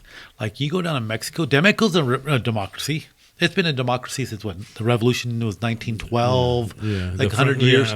But their sense of freedom is significantly different than our sense of freedom. And they think they're free people. But I think somebody's came here. We're gonna pause it real fast, time off, and we will continue here in a second. All right. Well, I know. Time out. We'll be back. So I guess we're back on. We're waiting for Mark to come back on. But this started 3 years ago. No, back 4? Pre-ex-girlfriend. I just started buying random equipment. And it was like, one day I'm going to do this. And I just started buying random equipment, which is where those really cheap microphones are for. And didn't really do much with it until... Was this for your OnlyFans page? Yeah, I bought it for my OnlyFans page. Actually, OnlyFans didn't even exist back then. I know, right? Well, in a sense, it was because Mark was the only fan. I was the only himself. fan. I got pulled over today, and I didn't get a ticket. And I sent a picture of the cop pulling me over to 2 women. I told one of them I showed him my boobies. The other one I showed him the OnlyFans picture of your boobs. And what happened? Just laughed. So they confiscated your phone, and then what? Then they did what they didn't do with it, so they gave it back to you. I didn't get a ticket. So it's gotten a long way here with the sound system. I can actually hear my voice. We can hear ourselves now. We actually have headphones and microphones that. It's been a progression. There has been. I think you had like different levels every 6 months. I think you progressed. We're getting a little bit better. I think working my backdrop will be next, but I was really pleased with where we're going right now. I might have some. If you want to just like attach a mizzen or something to the wall. Attach a what? A mizzen, just a piece of cloth. I've got a bunch of different colors. I've got a green screen. Green screen would be really. I've got a green mizzen that I've used for. I did a high school senior photos of a football player, and I took a picture of the stadium, and or the scoreboard, and I put in the Mayfield Cruces game, and I had him stand in front of the green screen looking at the scoreboard, and photoshopped it all in, and it turned out really cool. Yeah, I'm curious to use the green screen, but I'm also curious to use start putting up a some backdrop on this also. So we'll see what the next progression is. And I meant to bring some fans, but I didn't bring some quiet fans. But we're getting there. But we're back from our break. Fabio Fabuloso is live with us drinking scotch. I think the item that is most indicative of the progress of the show has been the sponsorship level. Look at that Macallan 12 years. Look at that Macallan 12. We're and you know what? The SIA was delightfully smooth. They heard I was coming. They heard you were coming. They heard I was coming. Yeah. So definitely, and the SIA is really smooth. There's a caramel texture. Yeah, there is. I think it said vanilla, didn't it? And the Macallan is in honor of Neil Peart, which is a whole nother story. That's a whole nother story.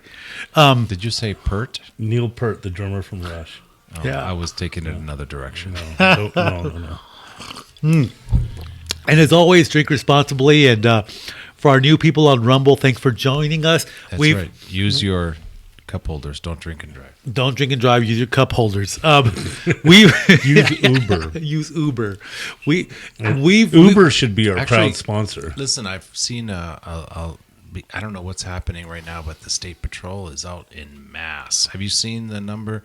Something's going on. Do we have a holiday coming up, or what's Super Bowl Sunday? Super Bowl Sunday. And something else afterwards. Cops are always out on Super Bowl. They've been out a lot lately. They are always out on Super Bowl. The cops are. But yeah. Thanks for. I know we're all here texting away, but thanks for coming on, man. I've actually got quite a lineup in the next couple of weeks of people coming in. And Mark, I've got someone you need to interview. Let's schedule it. Let's do it, man. It's going to be deep. Yeah, I've got an extra mic there. We're going places. We'll talk about that. We'll talk about Remind me, because this is like big. So we were what do you call it? Talking about diving, and just how cool it is. And what were we just talking about a second ago? Cozumel, travel. Just travel. If you're young, get a passport. If you're in college, start seeing the world. Because here's the thing. And I've said this again, people like what they say about America, about things here. Go see what the real world's like. Go see what Europe's like. Go for it. You know what? When you're in these countries where, our houses are pretty good here. 90%, 98% of the time of the year, we have electricity, running water. 99.9% of the time. 99.9% of the time. You go to these South America, Latin America, I don't know what these other countries are. They lose their power for a week. Like nothing. And to them, it's like, the government, the system went down again. And they have to have storage tanks on the roof. Like, well, we have water for now, but yeah, the water plant went down again. And it's just curious hearing how things are in the rest of the world. And like we were saying, people all over the world, they're very grateful you come see them. Good people. They love to see you, and they'll give you everything off their back. But you start coming back to America, and you start realizing, you know what, things aren't that bad here, like at all. And I think it's super important, and we don't stress that enough to the kiddos nowadays to go see the world. Traveling via cruise ship, it's traveling. It's not the real thing. It's not the same thing. You know what? Man. You're in port. You do a port call for one day. You do see one excursion. You sign up for some cookie cutter excursion. Yeah. Get on that island. Rent a scooter. Make friends. You know what? Make friends with a cabbie. Have him be your tour guide for the day. Dude, I've done that. I've done that where I pay somebody like $40 and we go walk around the whole town for the whole day, through the red light district, to a little alley party. Like, amazing. So we sailed to the island of Dominica, and the routine was we were coming from the south to the north. We were working our way up to St. Martin, and the routine was we check into the island on the south end, and the next day we would travel and explore the island, right? Have a meetup place on the north end of the island, right? And my buddy who owned the boat would move the sailboat up to that part of the island. Yeah. And Rosal, Dominica were there, and I'm trying to hustle this, not really hustle, but trying to talk this scooter rental guy into, and I think I told Dario the story the other day, into picking up my scooter, and I was going to pay him more to have a buddy come up with him to pick up the scooter and take it back. Yeah. And he wouldn't do it, and I was working him, and I couldn't get him to do it. And finally, this guy comes up. He's a cab driver, and he goes, I will be your tour guide for $50. It doesn't get any better than that. He took me everywhere. All the cool waterfalls. I mean, just gave me the history of where we were. His wife came along because I don't think she bought that he was actually taking some tourist guy for a ride. She probably thought he was doing bad stuff, and yeah, you know, yeah. And I ended up buying them lunch, and we all met met my buddy. You know, we dinghied in, and we all met at the Purple Turtle at the far end of Dominique, and it was really Dude, cool. that's Dominica, freaking cool. really That is cool. legit. You know, you can't beat that. You beat that. I still have that guy's card. His name was Sweet Pea Taxi. That's Sweet funny. Pea Taxi. Yeah. You know, like if you were to make a plan for somebody, you know, if I had a kid right now and I was trying to say, like, you know, think about your life, it's like, yeah, go to school, get you if you're going to get a degree, get you a degree in a profession that means something, not an English degree. Be like, be an engineer, go or go learn a trade where you're going to live really well, like welders. Welders make a lot of money. Plumbers. It's a trade you don't need a 4 degree on. You're not going to be $200,000 in debt, and you're going to be able to live really well. And you know what? Do that. Don't rack up a lot of debt, so you can start 3 or 4 times out of the year taking a bunch of mini trips. You don't need to do this thing where you take a big trip for 3 weeks. You know, at 3 weeks, I get bored. Keep the amount of interest you pay to a minimum. Yeah.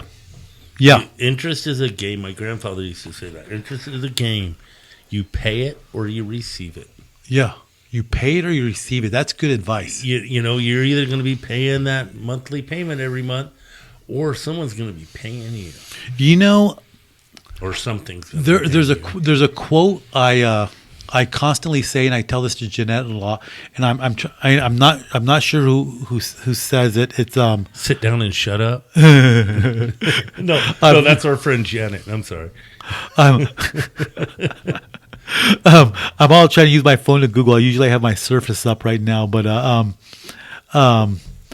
there's a quote, and I think it's really true. And here it is. It's just so. Here's my old man glasses. Oh, here it is. You got to put on that grandpa voice when you put those on. I like to think I'd have that kind of, you know, like, listen, okay, son. I think a little bit more Bill Clinton-ish, I think. I did not have sex with that woman, Miss Lewinsky. We already had that episode. I think that was episode 20. Episode 21 was called Getting Monica Lewinsky. Oh, No, transcendentalist philosopher Henry David Thoreau. okay. And, you know, people don't read that like they used to, you know. But he had he wrote his book in Walden, 1854. And it's just this is something that when I first heard it, it just made absolute sense. I mean, it made absolute sense. And it would not be a lie to tell you that I think about this quote like at least once every 3 days. Like, hands down. What's the quote? Most men lead lives of quiet desperation. Oh, that's been repeated. That's been on Rogan. That's been on that's been on a couple threads. But you know what? That is the God honest truth. You get in the rut, you start living your day to day, and you don't do something about it. You know, you wish you could go to the beach, you wish you could take these mini trips, and you know what? Quite frankly, you're not living that life that you want to live, and it's so true. You live that life of quiet desperation in your heart, and then you start taking it on your family, on your kids, on your loved ones, when in reality, you know, my brother came back from Dubai. He was stationed there for a year, and he's going to go back there for contracting work. And he says, you know, we've learned so much to live to work. Oh, past Fabio Fabuloso a cube. But you Here's some Mark balls. You can have some of my balls stuff. But you have to admit, we've put it in us that you live to work. And that was the one thing that my brother, and he's like in his 50s now, he's getting ready to retire from the army, and he says Dubai really made an impression on him, because he says, yeah, you work. When I'm there, I'm working. But he says there's something about it that at a certain point of the day, you go home. And when you go home, you go out and you spend time with your friends, your family. He says we're always doing brunch. And so you're working to live. You're working hard, but once you get out of work, the philosophy is like, you go live something, go enjoy the fruits of your labor. And I don't think we emphasize that enough here. One of my issues was I grew up in a family business, and we sat around the house. First of all, let's say this: like family business is great, entrepreneur and all that, but don't ask me about my 401k. You don't own the business. Business owns you, and that is a commitment most people aren't ready for when they get into. And we'd be having dinner, and it was work. It was work. I work really, really hard there's 8 miles from work to my house to try to clear my brain each way. And it's hard. I wake up in the middle of the night dreaming about work, doom and gloom stuff. It's horrible. Which reminds me of since we were talking quotes, the one I struggle with. And I'm working hard towards achieving this, but it's still a little ways out. It's a Mark Twain quote. 20 years from now, you will be more disappointed by the things that you didn't do by the ones that you did. Wow. So throw off the bow lines.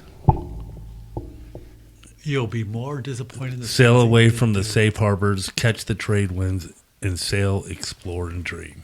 So when you look back and you reflect, what do people say on their deathbed? It says, "I wish I would have done this. I wish I would have done that."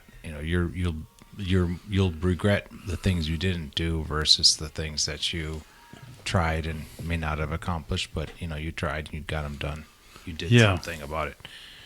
You won't believe the thread of emails I just have been going through in the past 5 minutes. My nephew, talk about men leading lives of quiet desperation. This is how messed up things can get. He's on a scholarship as a college student from overseas, and some college in Kentucky. Him and his younger brother, they're both tennis stars. Wow. He comes over, decides he wants to bring his girlfriend. She gets accepted to the college. Comes to the college. You can see where this is going if things don't work out. Yeah. Things did not work out. A restraining order gets called on him. He violates it for whatever reason. This is, U.S. territory, different ways of doing things than how they do things in Latin America. He got arrested tonight. Oh, my God. Where now he's in the middle of buttfuck Kentucky in a holding cell. My cousin has to fly in from Latin America. There's an arraignment tomorrow. Wow. He's a college student, junior, senior, whatever.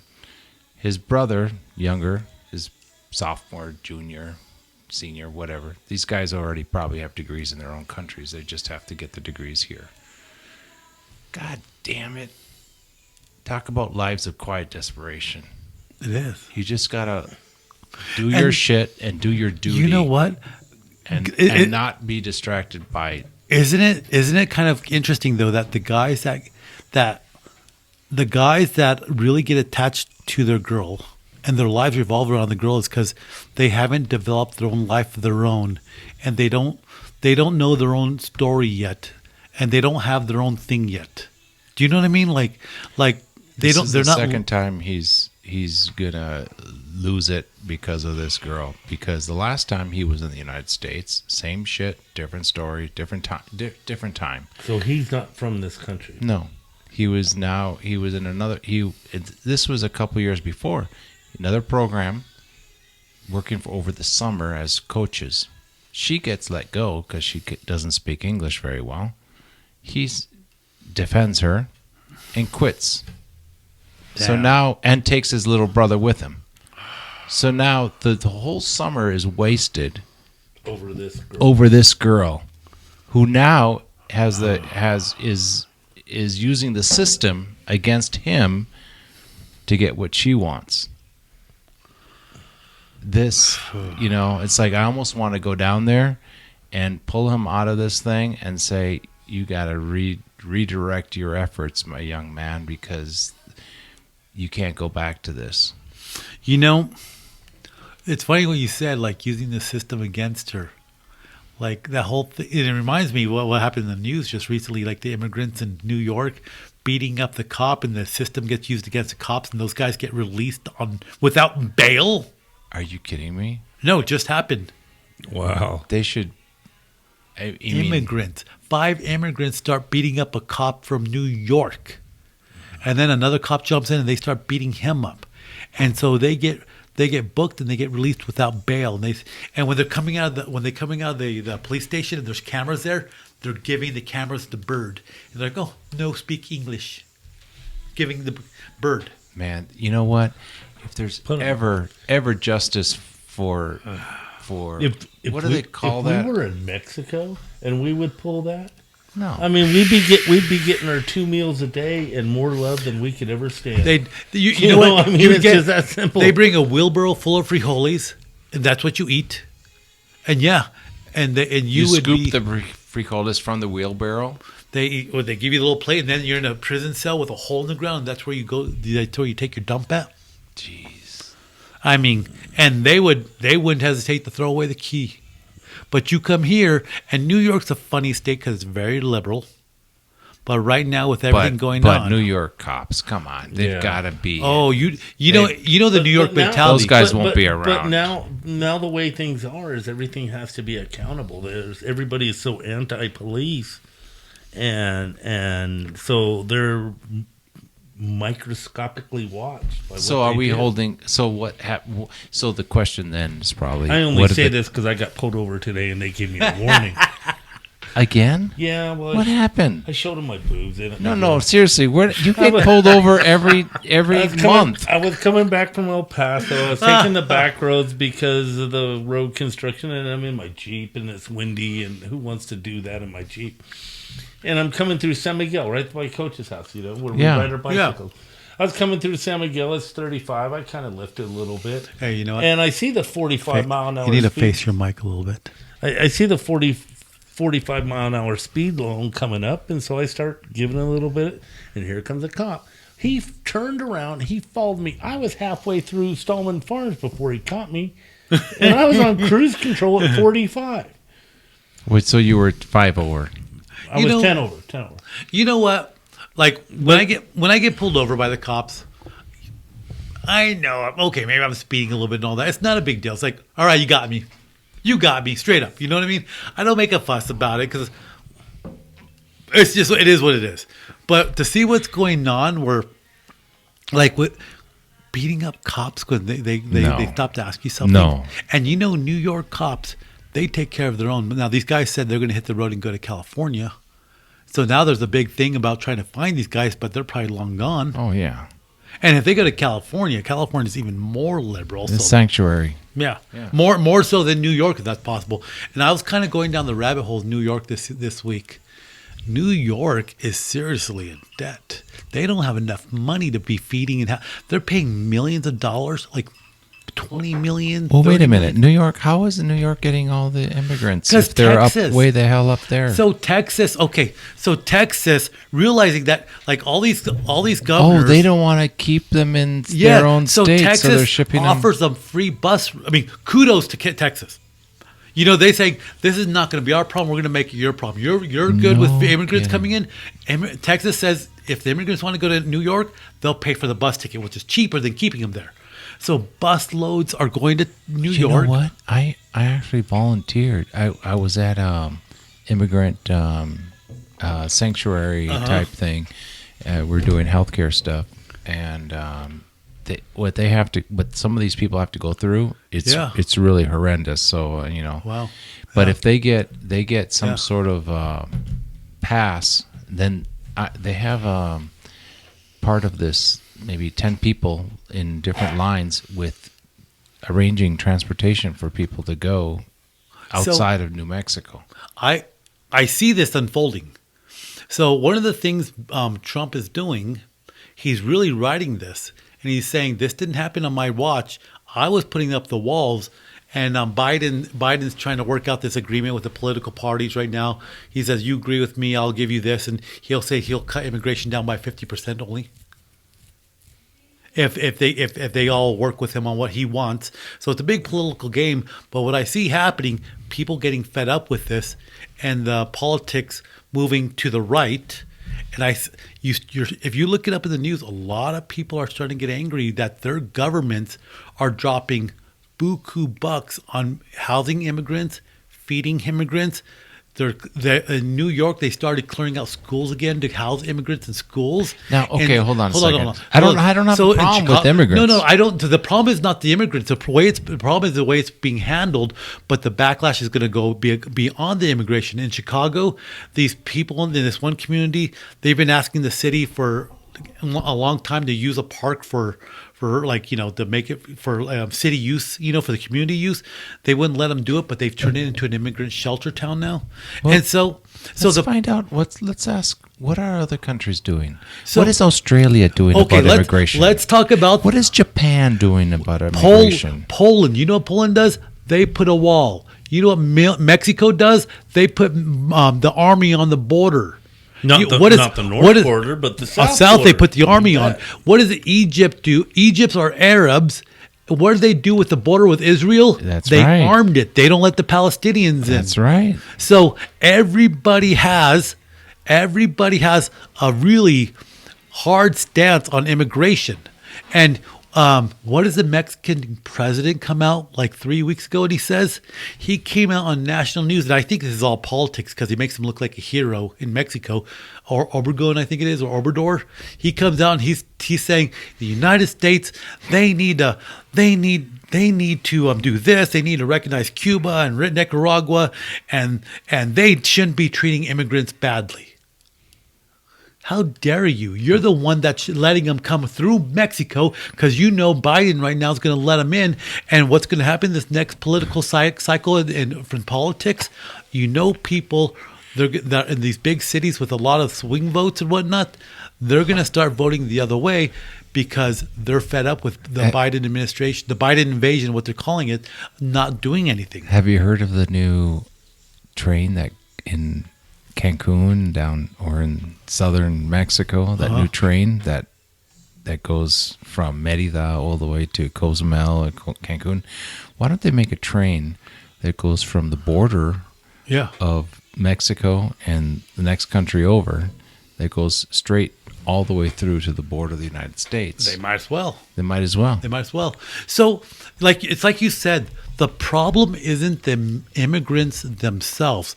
It's the bad politics that surrounds the issue. It's so we should do this. You should come with me to this Borders. I can't remember the name of this volunteer organization that takes care of this, but there is a very, very small percentage of people that actually get like some sort of amnesty or being able to. Yeah, they actually get amnesty. It's a very small population. You have to meet so much. Right. The criteria is so high. The governmental persecution on you has to be to such an extent that and we do let people in. Yeah. Right. Yeah. But the rest of the people, there's not governmental. They're coming for work, and let's just talk about it. I mean, the reality of it is, you go down to Mexico, people work 5-6 days out of the week. They're working 12 plus hours a day, and every 2 weeks their take home is right around $120 a week. That's amazing. And quite frankly, you go down to Mexico, you try to buy a pair of Nikes, they're more expensive than they are here.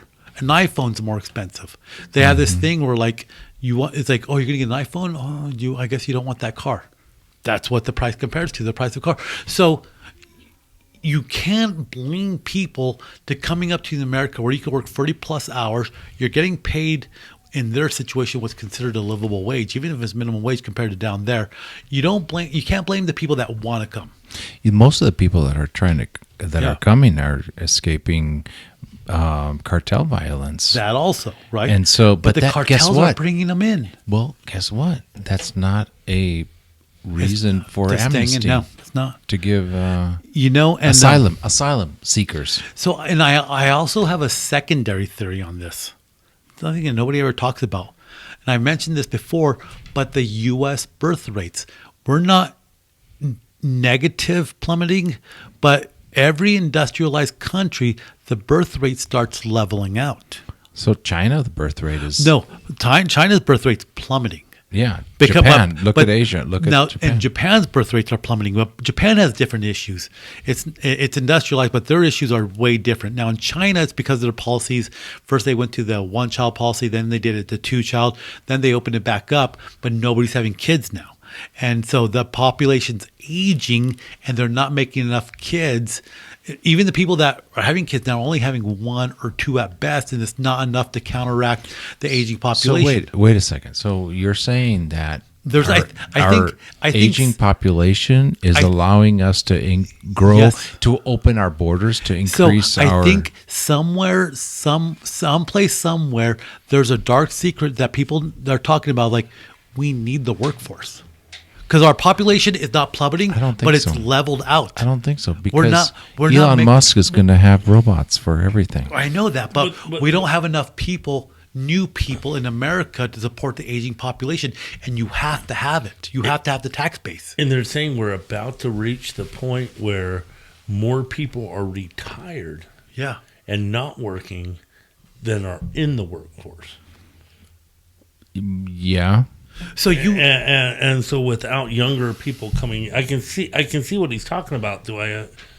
I'd have to research it a little bit more, but to fully agree with it. But I can see what you're talking about. Our birth rate, it's not plummeting to like Japanese, Chinese, or anything. We're in the negatives, but our birth rate is only like something around 2% or something. It's barely keeping up. And once our older population surpasses it, we don't have the enough workers to support the long-term plan of retirement of Social Security. I'd be interested to know culturally, demographically, which birth rate has the highest number. You know, what country has the highest birth rate? No. What demographic within the United States has the highest birth rate? What demographic within the United States is it our Latino brethren? I bet you it's not the Latino. Really? I bet you there's another minority that has a higher birth rate within the United States. Okay, this is just reading Google real quick. Yeah. Births in the U.S. during 2019-2021 averaged 23.8% were Hispanic, 52% were white, 14.8% were black, 0.08% were American Indian or Alaskan Native. See, there's nothing. So there. it was white. It's still white. There's nothing listing Muslim. There's nothing listing Arabs are taking over the world. No, it's not. It's still white. It's still white in the United States. It's still that white privilege thing. Wow. It's an interesting idea. When I went to school, I used to always joke around about the United Gringo College Fund, because I was the demographic that wasn't going to get a scholarship, Oh yeah. Oh my God, no shit. I was up in Minnesota, and as everybody in the land of the Johnsons and the Johansons and the Smiths and everything else, I was the only one that spoke Spanish in my company. You are the whitest Latino person I know. I was the whitest Latino person that was able to get a job. Chilean what? Chilean. That's it. Chilean American. Chilean American. There's not. Okay. So then you have to count a percentage of it is Swedish and German and Norwegian. And then Chilean and but like the Midwest was very French. Scandinavian. But yeah, the European side of you makes up for the skin tone. No, it's all my mother's side. It's all your mother's side. What genotype is like skin color? Is that like is that a phenotype, or is it passed on from your mother? Is it passed on from your father? Is it both? Is it a dominant? Is it a dominant trait? Both. Your eyes are dominant trait. The colors, but I think skin tone darker is a dominant trait. Or is it like a recessive? Is it recessive, or is it a dominant gene? Oh my God! Type? Who does it you come guys from? are like testing me on my come on, you're the one medical knowledge. Come on, Mr. Med Guy. From first year. Fabio Fabuloso is our fact checker. Come on, throw some facts. Come on, get out your phone. Come on, dear Google. Going back to our sponsors this evening. This Sia and the McAllen have both been very delightful. Have you had McAllen yet? Not yet, but I'm enjoying the Sia. I like the caramely test. And it's very smooth. It's not smoky at all. No, I'd put that on my Cheerios. Do you need a refill? No, not right now. Okay. That McAllen is two different flavor very profiles. special. Very, very different flavor profiles. But I both would very need a good. different glass and a different cube Different of ice ice. cube. Now you're for just that. being a classy I know. bitch. Well, I'm going on the. You've moved up. Look at this on air. You've got the sponsorship bottles, and you got the easy button in the middle. I need this in my dating world. That's not going to happen. No, probably not. You see, you just pressed it. You Nothing just pressed happened. it, and it didn't work. Nothing happened. Yeah, there you go. That's my That love was life. easy. Oh, there you That's go. my. See, it works for him, but with me, it was like my typical love life. I push the easy button, nothing happens.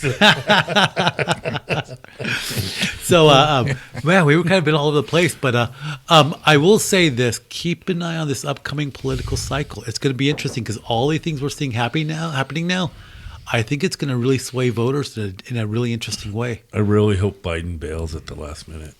There's no way, and I mean, He can't. He can't. He's got. He's got the prime. the- He's the he's- what do they call it? He's the Incumbent. Incumbent, and He's gotta Kamala's. go. Come on. Where has she been lately? You know What has she been doing lately? She was at the border at the beginning. Biden, and that's it. Biden was in El Paso, and he said he saw the border, but he was in the city of El Paso. You know, so You can see He saw the Trump border. wall He saw from the there. border from the airport flying in there Yeah. to Fort Bliss. Yeah. That's all he saw. So the army, was it the who's that guy that was in the hospital? He's like the cabinet secretary. defense. Yeah, it was The- the Secretary of Defense. Secretary of Defense. Why was it such a big deal that he disappeared and he was in the hospital? Why? Because he's the Secretary of Defense. No, but not only that. Why was it such a big deal? Because he's the Secretary of Defense. He's like the fourth in line to be the president. He's got to be able to tell. The president should know if the fourth in line he's is in having the- surgery. He's the fourth in. Not only is he the head of the military, almost in a sense, but he's also the fourth in line to be the president. Yeah. So, I mean, He would be the commander in chief's number one advisor. number one advisor, especially everything going on in the world. I mean, like, okay, after I Do haven't you think? Well, okay. I haven't thought this since the Bosnian War, because during the Bosnian War, when the UN went in, there's like the Russians were siding with the Serbians, with Croatia, Kosovo. We haven't been in such a powder keg as we are now. Oh my God, it's going crazy out there. Like everything, like you've got Afghanistan with Iran with Pakistan, Iran with the Houthis against anybody else. Anybody else? I mean, we've got the coalition of nations bombing the Houthis. The Houthis are doing backing the Pakistanians, and they're diehard. They're going to go with it. They're doing whatever Iran is saying. And you've got 3 dead Americans, and you have missile attacks. Wait. When did that happen? Like this last week.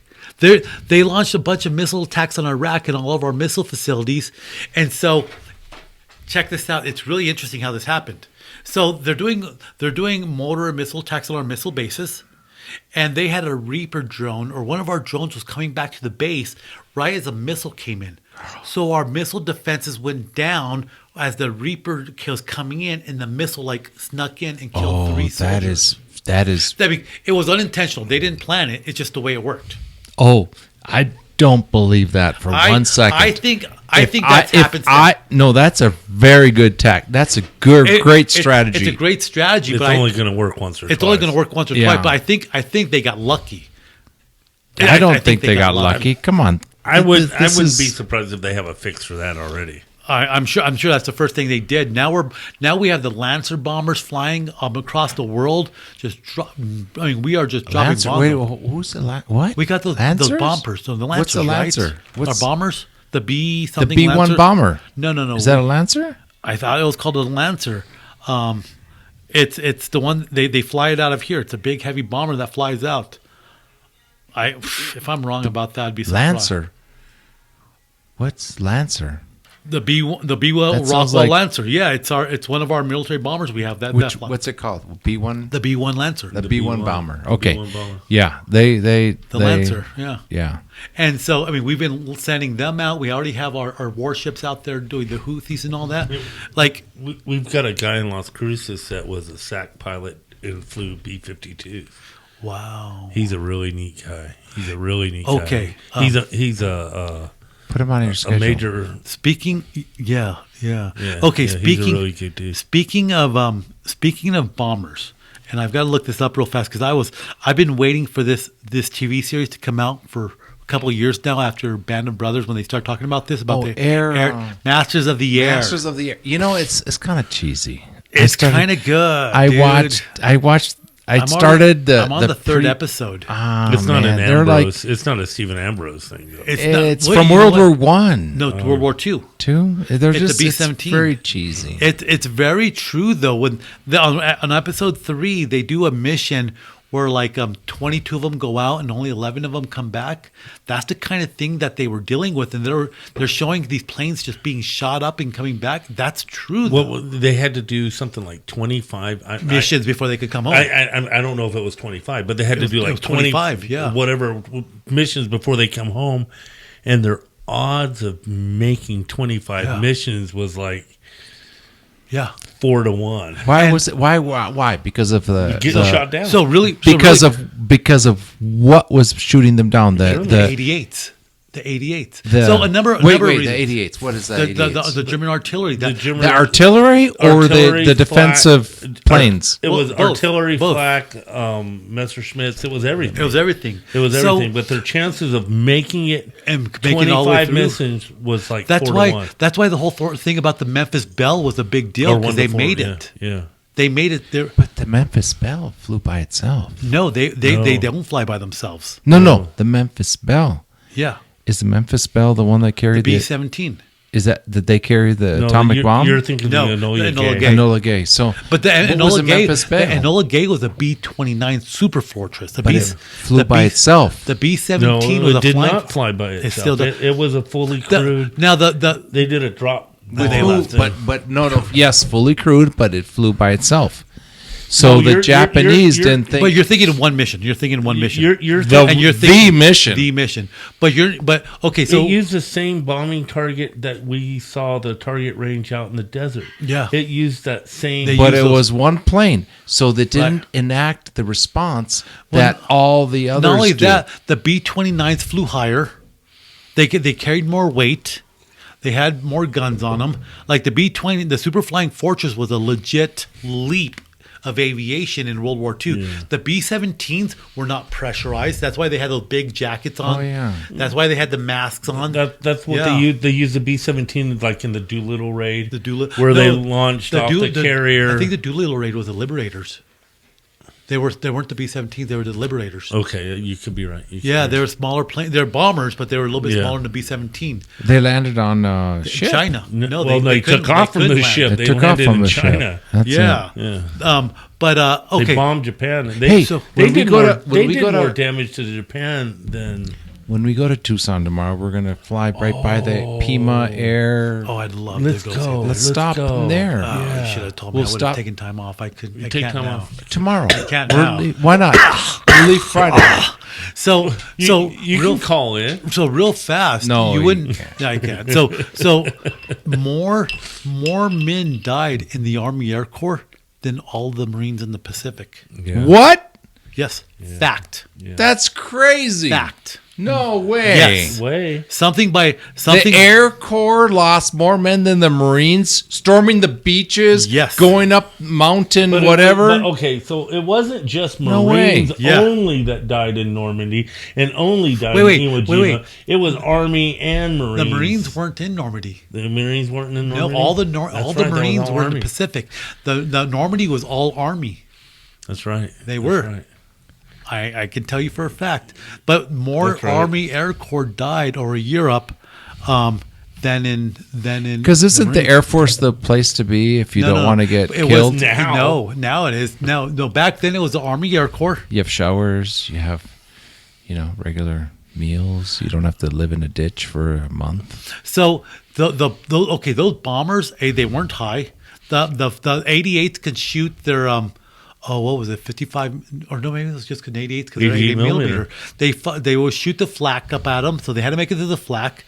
And so we, later on in the war, we got the Mustangs to do the escorts, but initially the Mustangs didn't have the fuel capacity to go all the way. Well, initially it wasn't the Mustangs, it was Spitfires. The Spitfires and because once they crossed over, then they got the British to protect them. Well, they would fly with them. They would fly from Britain over France. But they had to turn back because they didn't have enough fuel. They didn't have enough fuel, so they would were continue flying. unescorted. Okay, so now what do we have? We have B-1 bombers No. Okay, now we have the B-1 that are really high, right? that can refuel anywhere they want. Well, all of the military aircraft can refuel anywhere they want. So who are these Houthi? So okay, What the hell is happening? In Yemen, there was a civil war. There's these, Yemen, the people from the Arabs are like very tribal. It's a modern city, but they all have their clans still. Yeah. So the Houthis were clans in Yemen that didn't like the way the government was going. So they're considered like mountain clans. And so they started the civil war against Yemen to get control of Yemen. So that's when Saudi Arabia starts bombing the Houthis and all that, right? And so there's a lot of outcry against what Saudi Arabia was doing in Yemen. There are people saying it's a disaster, like a catastrophe going on. But the Houthis, have the dominant power in Yemen now. So they're getting supported by Iran? By Iran. So I don't understand why. How is Yemen even a country? It's one. I think I don't know if it's considered one of the Emirates because all those states are called Emirates, but they it's a country under Saudi Arabia, And they're supported by Iran. No, the Houthis are. The Houthis Yeah. in Yemen are supported by Iran. And so those Navy SEALs, Yemen sits south of Saudi Arabia. It's on the peninsula. Yeah. That's why they can reach over to the It's right Arabian in Sea. Between the Red Sea, It's there. I know in the Gulf exactly of where it Aden, is. the Horn of Ethiopia. Right? Yeah, they're in a perfect They're location. in a perfect location. And so the Navy SEALs that got lost at sea, they were boarding a ship that they thought was carrying military weapons to Yemen. And they fell off because they were boarding during rough seas, but they're trying to stop the arms from going to Yemen. Okay, here's my take on that. Yeah, so go on because modern affairs. We've kind of been going around the bush right now, but kind of modern affairs. We talk about kind of modern stuff because I've been keeping up with the Ukraine stuff for like 2 years now. Oh, yeah, I remember that when we first started talking about Still that. going, but we'll talk about that later. But what's your take on it right now? It's expanding. It's getting bigger. It's getting bigger. It's getting big. I don't know why it's expanding into the Red Sea. Who does Iran support? Russia. So are they trying to distract people from Russia and Ukraine to go to pay attention to what's happening in the Houthis against Iran? So does that fall back into the Gaza situation as well? It's totally, because we're not. Who's talking kind of, about Gaza anymore? It kind of all relates. It's all related. Are they flooding the tunnels? What's that? The last I heard, they were flooding the tunnels. They're trying underneath. to. Those tunnels are something like 30 to 45 feet below ground. I was watching videos of them going through the tunnels. So I have a Telegram channel that follows Ukraine, and they show live footage of drones flying over Russian soldiers, dropping grenades on them and just carrying them up. Live. That's a mess. Dude, when you watch these guys that's just blown apart and you see them doing their last gasp of breath, they're just sending you these videos. It's what the hell? This shit's real. I know. It's horrible. So the world's supporting Ukraine, and rightly so. Who doesn't have a right to be their own country? That's right. You know what I mean? Rightly so. So now we got 3 hotspots going on. And okay, now on top of that, you still have China saber rattling with Taiwan. Oh my God! Right? Yes, that's not started. But what happened in North Korea on top of this just recently in the last month? North Korea came out and they said, we're giving up on this one Korea concept. So North Korea always had this idea of one Korea. But they said they realize it's a dead dream. So now they're seeing Korea as a permanent enemy that can no longer be united without being defeated. And so now they're arming up too, and they're really threatening to go back into South Korea as well. So you have Kim Il-sung, which Kim Il-sung has a complex now after the last deal in Vietnam. So Kim Il-sung went down to South Korea during the Trump presidency. And what did Trump call Kim Il-sung? Do you remember? Called him the Rocket Man. No. And so when Kim Il-sung tried to get concessions from Trump's what are you to us?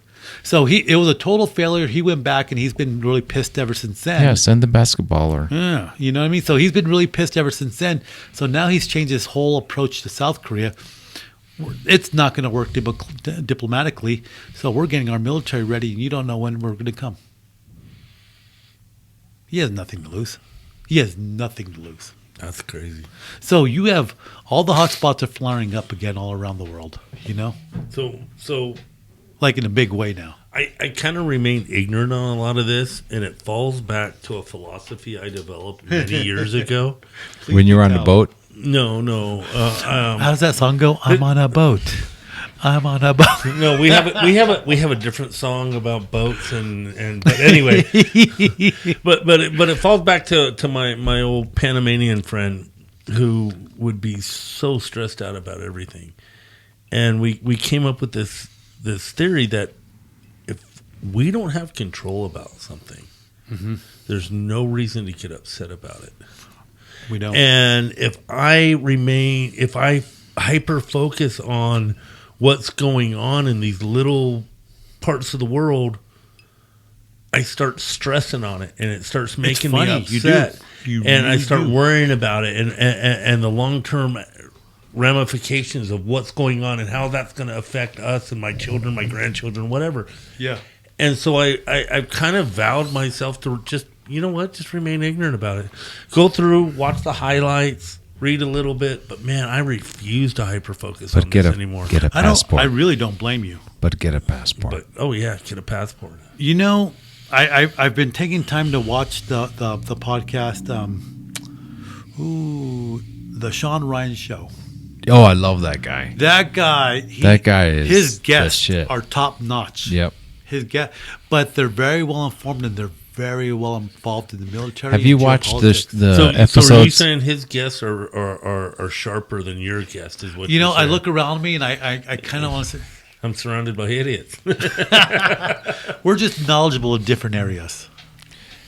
I don't know what those areas are, but hey, I've memorized thousands of jokes and song lyrics and one lines out of movies and yeah. There was an article I was reading. The serious threat that we face right now is sleepers in America from China. These people with IT knowledge that the Chinese military army has a larger IT force dedicated to hacking America than the FBI does to try to stop them. I agree. Yeah. And they're trying to get into everything and put Trojan horses everywhere. I agree. So that they could cause havoc here. And what was that one hacker not long ago that he shut down like an oil line like a year ago or two that went from like somewhere from like Texas to New York or something like that, and it caused havoc because it was all done on the internet.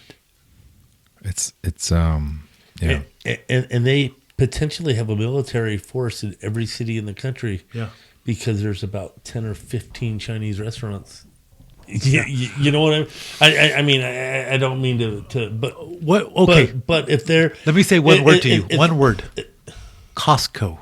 What does Costco stand for? The letters. What do the letters actually stand for? I have no idea. Chinese Overseas Trading Company. Really? Are you shitting me? Nope. Is that what that is? I don't remember if it's majority owned by the Communist Party or if it's majority owned by the Communist military or Chinese military. Wow. And when Costco was trying to open up stores in San Diego near Camp Pendleton, they were denied licenses because they put high frequency radio towers on their Costcos when they're near military bases. This is like back in the 90s or something. Oh, like my that. God. Wow. Costco, we never would think it, but because Costco, their business model and everything is pretty legit.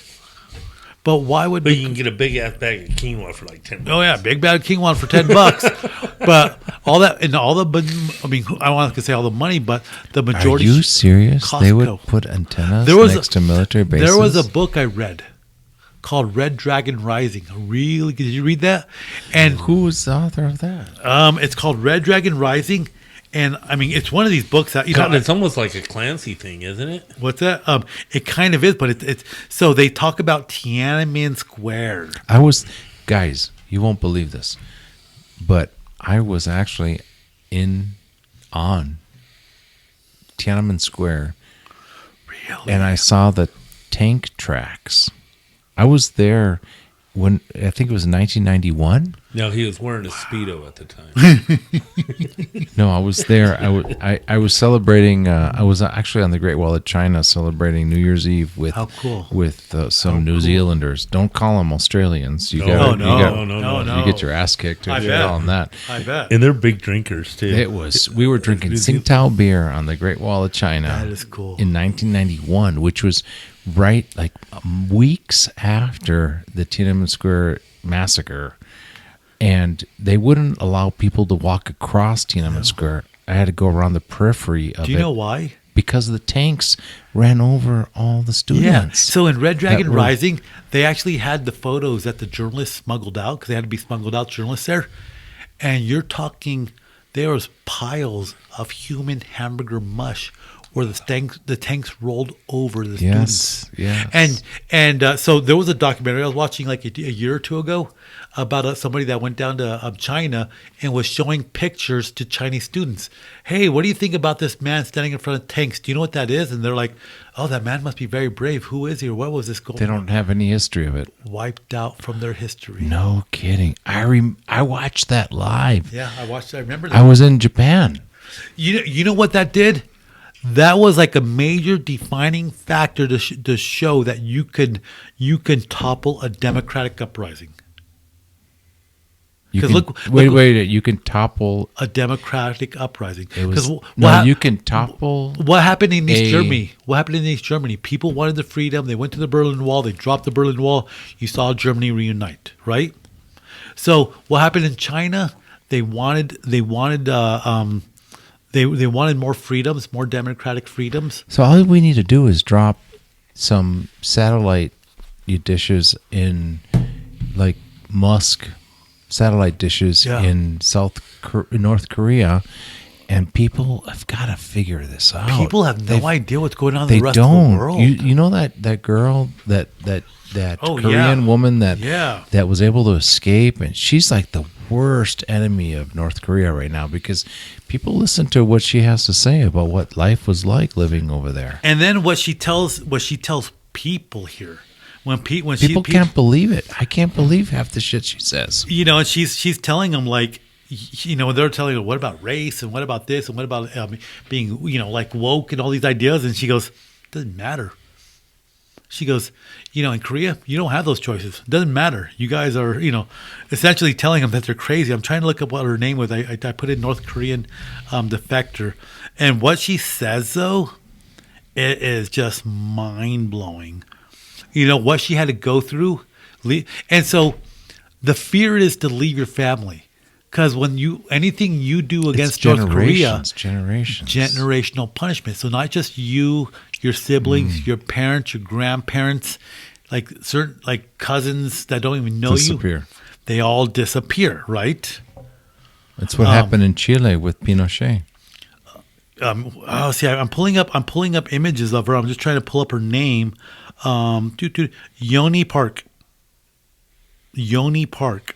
Oh, you know the guy on that? What was that other podcast that you were referring to earlier? The Sean Ryan. Sean Ryan. Yeah. So he's had the CIA guy on there that retired, Yeah. and talks about getting a passport, being able to do your life, plan your life, no problem. Yeah. But at some point, you may not necessarily want to be in the United States. I don't know. I'm not that pessimistic. I'm not that pessimistic. You know what? I've always believed, and I still believe that We're in the best place. There's still enough good people in the United States, and those good people, they don't do anything until push comes to shove, until they have to stop their normal lives and step in. Well, hold on a second. Yeah. Remember COVID? Yeah. Remember only 2 years ago? Yeah. People were fighting each other over toilet paper. Yeah.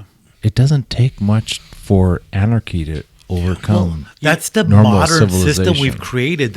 What's that system called where you go to Walmart and they order only what they need to fill the shelves Just back in up? time.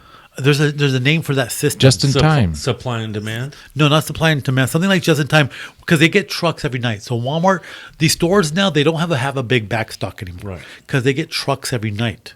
So because they get trucks every night, maybe they only need like 10 cases of toilet paper. So throughout the day, a case goes, they put another case on. So by the end of the day, they usually have just enough. But another truck comes and arrives that night. So they get more. So it replenishes right away. But if something disrupts that for one day, Sure, let's they're blow out. up. Let's blow up fuel. Supply. Now you can't get a truck. So even if a truck doesn't come for 3 or 4 days, there's no TP because they only keep enough backstock for that one day. It's the modern order system, And we don't have newspapers anymore, so we're Well, you know, I Dude know, wipes. When the toilet paper thing happened, I said, "Well, God, you can go on Amazon and buy a 24 pack of socks.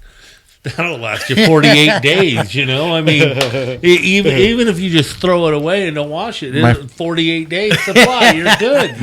my first girlfriend. Okay, can I tell you something? Like, can I be really honest about this? So, have you gone through all my balls? You've got 2 left. So, the first time I sorry, used Mark. those dude wipes? Yeah. So like the flushable wipes and all that stuff was when I started traveling to Mexico and all that. I started carrying the little wipes with me because I was like, I don't know that they have to clean your hands, to clean yourself with and all that when I you get used down to there. do that on motorcycle trips to Copper Canyon. Yeah. But wait, with dude wipes though? Well, I use baby wipes. Use- back yeah. then. Yeah. To wipe your hands and face and Or your- underarms. Because like, okay, Cola so and- Really? so when But- you travel and you don't have to shower every day, there's a couple things you need to clean on yourself. Clean your hands, clean your face, clean your pits, clean your butt. And your Yeah. You know what I mean? Like legitimately, if you're traveling third world country, you're not going to be like, a lot of people here are used to showering once, twice, 3 times a day. So when you go to those countries, you have to think, my dad used to call it a military shower. What does he call it? GI shower. GI shower. Yeah. Was it pits something? But yeah. Pics, ticks, and Pits, yeah. pits, pits, tits, and dicks. Yeah, essentially it's to that sense. So when you're traveling, you keep Well, now wiping that I'm stuff. overweight, yeah. That's what got me out of that ticket today. I found out about that stuff during the first Afghanistan war when people were requesting care packages that included baby wipes. And I started realizing Imagine how dry it is out there what's too. that all about? And I realized, that makes a lot of sense. When I you're go- in a trench, you want to wipe yourself with something that will clean you. In my tank bag on my bike, I always have a Ziploc bag with wipies. Baby In wipes. my backpack, if I go backpacking, not that I've done that in the last few years, baby wipes. That's right. And then they go in the fire and you burn them. I wouldn't bury them because they're not biodegradable. But They're they not would burn. biodegradable. No, don't flush those things because you'll have. If you have a septic tank, you cause havoc. Forget the septic tank, just regular Like why don't we have? even the city sewer plant? They're- They have really problems with that. that guy that does that show called Dirty Jobs. Yeah, Yeah. One of the episodes is cleaning out Baby wipes baby from- wipes from from the the sewer local. plant. Yeah, they're Like, not flushable. at this- Don't believe that. Just at this put it in the point- put it in the Flushables basket. Are not flushables. at this point, why don't we have biodegradable flushy? I mean, like wipes. So you know what? At this point, I think here's a lesson for every man in the house. Have a little, trash bin next to your toilet. Yeah. Because not everything goes down the toilet. Like Yeah. your dude wipes don't go down the toilet, and there's other things that your guests may wish that they had to dispose You of. just have to be careful if you have a dog. So Oh, that's true. A that's dog like will- that was like always going down to Mexico. You always had the trash can because you couldn't throw anything in That's that. right. you couldn't throw. Why is that? Because they don't use 3-inch sewer lines. They What? use 1.5-inch sewer lines. What? For Is everything. that why? Yeah. Is it's inch and a half? It's And the something toilet like that. paper doesn't destroy itself? Oh, it gets caught easier. Yeah. If it's a 3-inch So- pipe, Why don't they use a 3-inch pipe? because it's not a code. They don't have code It's down not- there. They don't have nobody code. enforces building codes here. They really don't have don't. Inspector 12 God, it's going a around. horrible thing. The trash cans in the toilets in Mexico are like Oh. 10-gallon, 13-gallon, 15-gallon pails. Yeah. And everybody throws their shitty toilet paper in there. It looks like, Yeah. doesn't anybody Well, know how to use... you know what? Like some of the newer modern buildings have been changing, Right. and it's been changing. But back in the old days, when they were just a pipe out of the ground with a pitcher of water next to it, you couldn't put any of that stuff down that pipe. Yeah, even now in some of the places we go in Mexico, there'll be a sign in English and Spanish. Do not throw anything down. Do not throw anything down. Yeah. I didn't realize it was it because says on of the that. bottom, pinche gringo. Okay, here's something I learned today, guys. What did you learn today? I learned today about gauge sizes of IVs. Are you going to give me an IV? Well, I know what color I would use for you. Yeah, I got good, baby. So yellow color is for youngins. Real tiny. It's the tiniest What gauge. gauge is that? Well, get Like a 24. Yes. Yeah. So it's like calibers of guns. The larger the number, it's actually the smaller the gauge. Yeah. Then you have after that. Then you have a boy and a girl. What color is associated with boys? Blue. Blue. Yeah. The blue are the next gauge for Yeah. regular IVs. Then there's what's for color for girls? Pink. Pink. That's the Yeah. next color for pink. Then you go into transfusions. Now you want a bigger size Yeah. gauge. 18. 18. 18 is a When I used to donate That's plasma. green. Every day donating plasma. Not every day, twice a week in college. because you got paid. Yeah. I did it faithfully for years. How much do you get paid for donating plasma? Back then, I used to think it was good at $50 or $60 a week. That- Now it's like $120 something for like two 1 hour visits.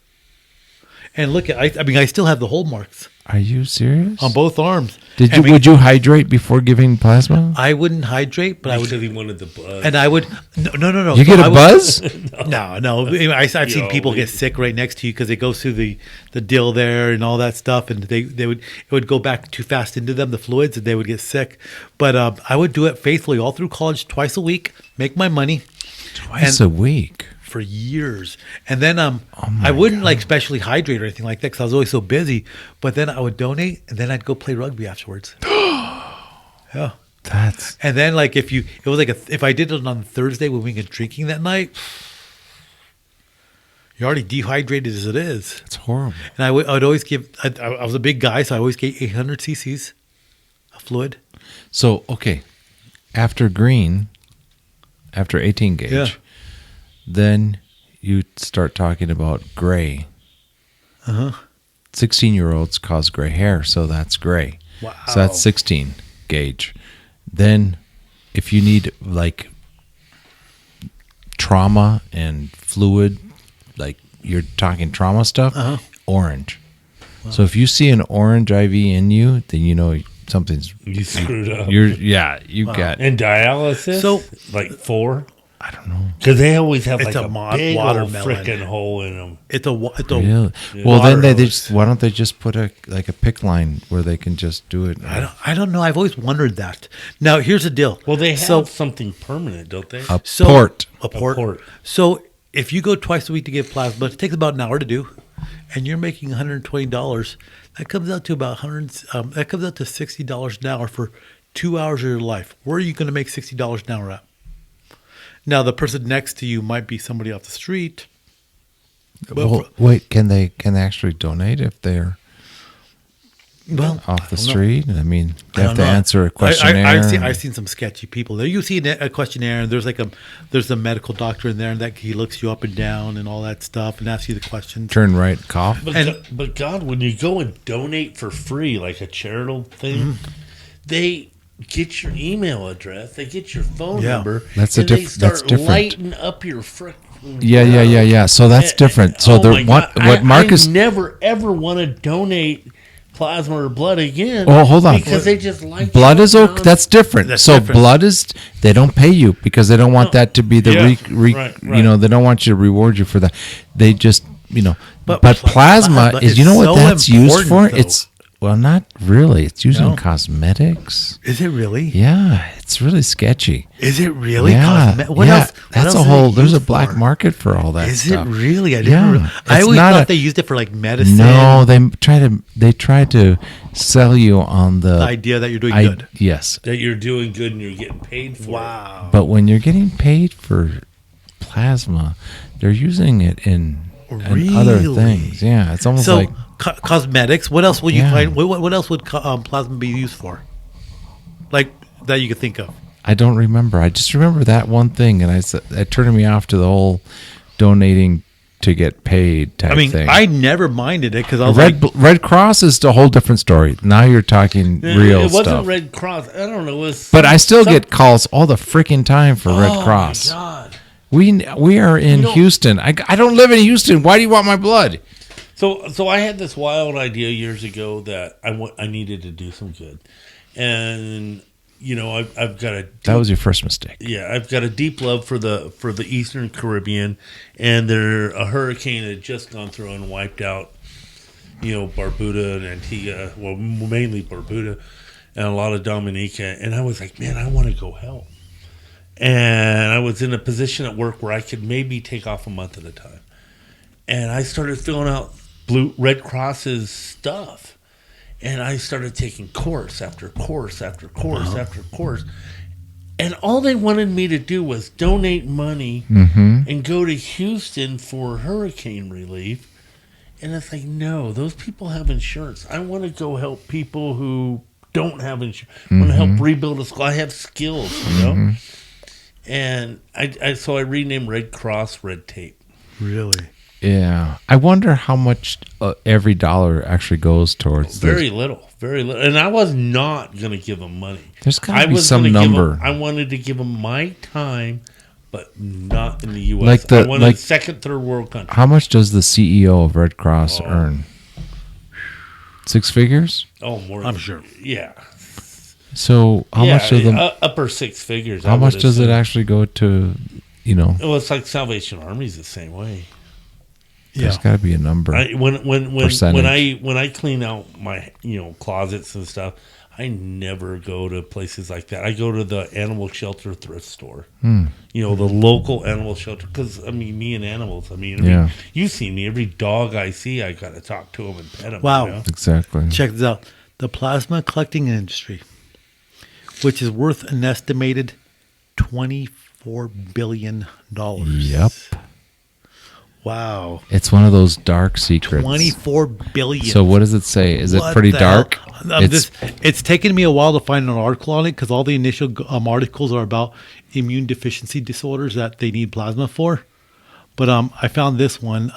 It's probably for pharmaceutical research. 80% of plasma centers in America are located in poor neighborhoods. Yes. Why? Because they pay. They pay to get the plasma. On El Paseo. That's right. And what do they do with the plasma? I'm trying to find. How much do they make off the plasma that they do? They pay $20 and they make 200, 2,000. What do they make off your blood? I'm trying to find that. In 2019, there were 53 million plasma collections in the United States, who supplies 94% of the world's plasma supply. What is plasma used for? Well, I'm trying to find what industries fund plasma collection. It's kind of like because you say like all the initial searches talk about how it's used for immunodeficient disorders.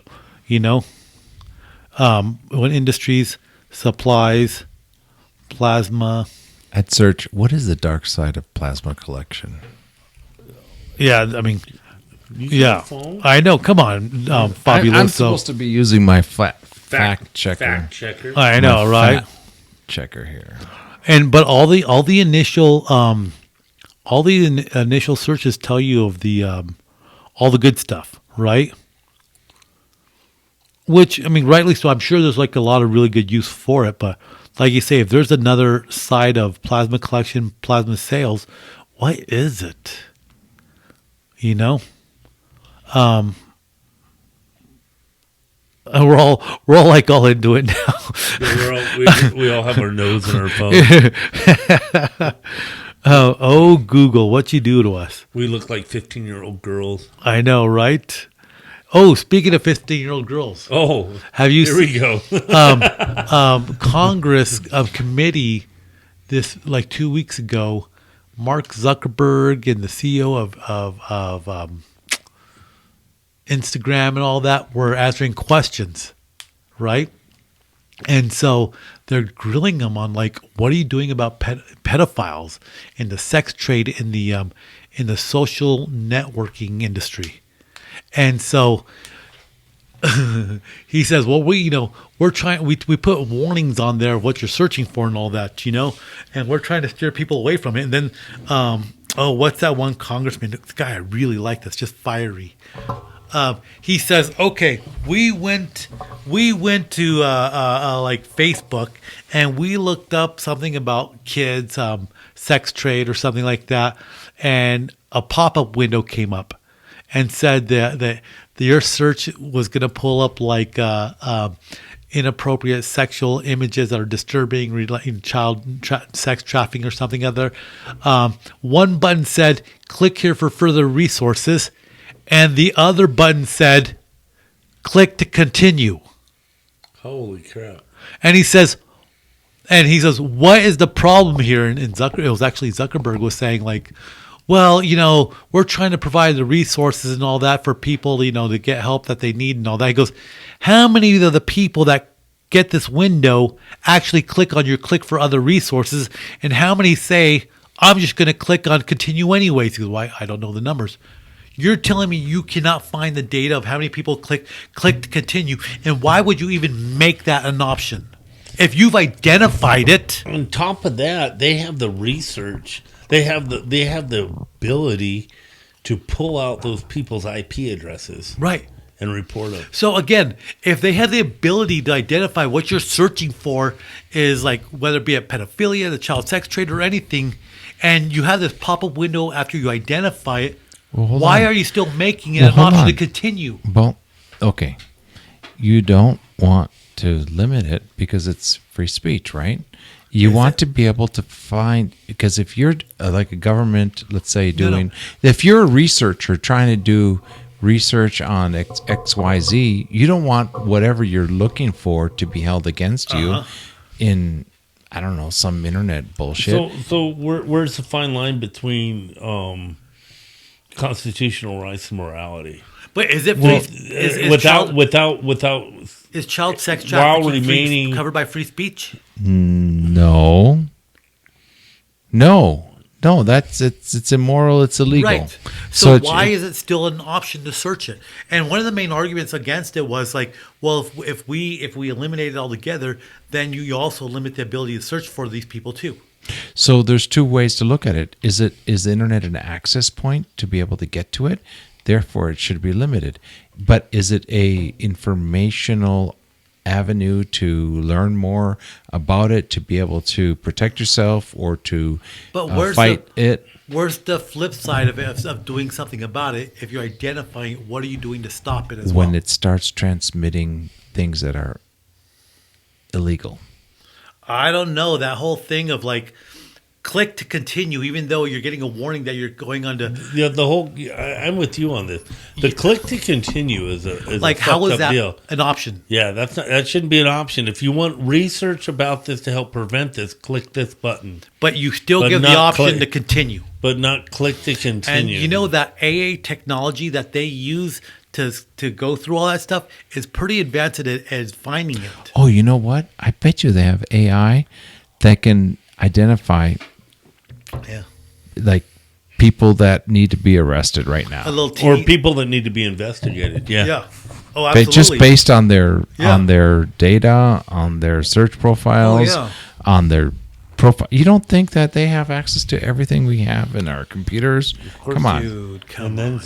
They should exactly. So they should be able. But so why Big Brother's watching? They should be able to arrest everybody like that. Into that then. Here's an interesting thing I heard this week. Another? Wait, more than one thing you've heard? Maybe two. Another thing? Where do you hear this stuff? You're at work all day long. You don't do anything other than work. Then you go to the gym.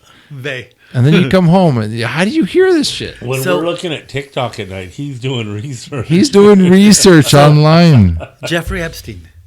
Oh, that is such an incredible story.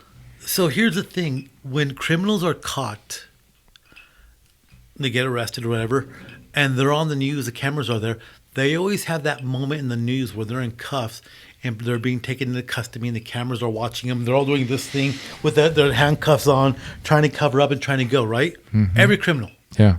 Lee Harvey Oswald was doing the criminal walk. I'm just a patsy and he's shot.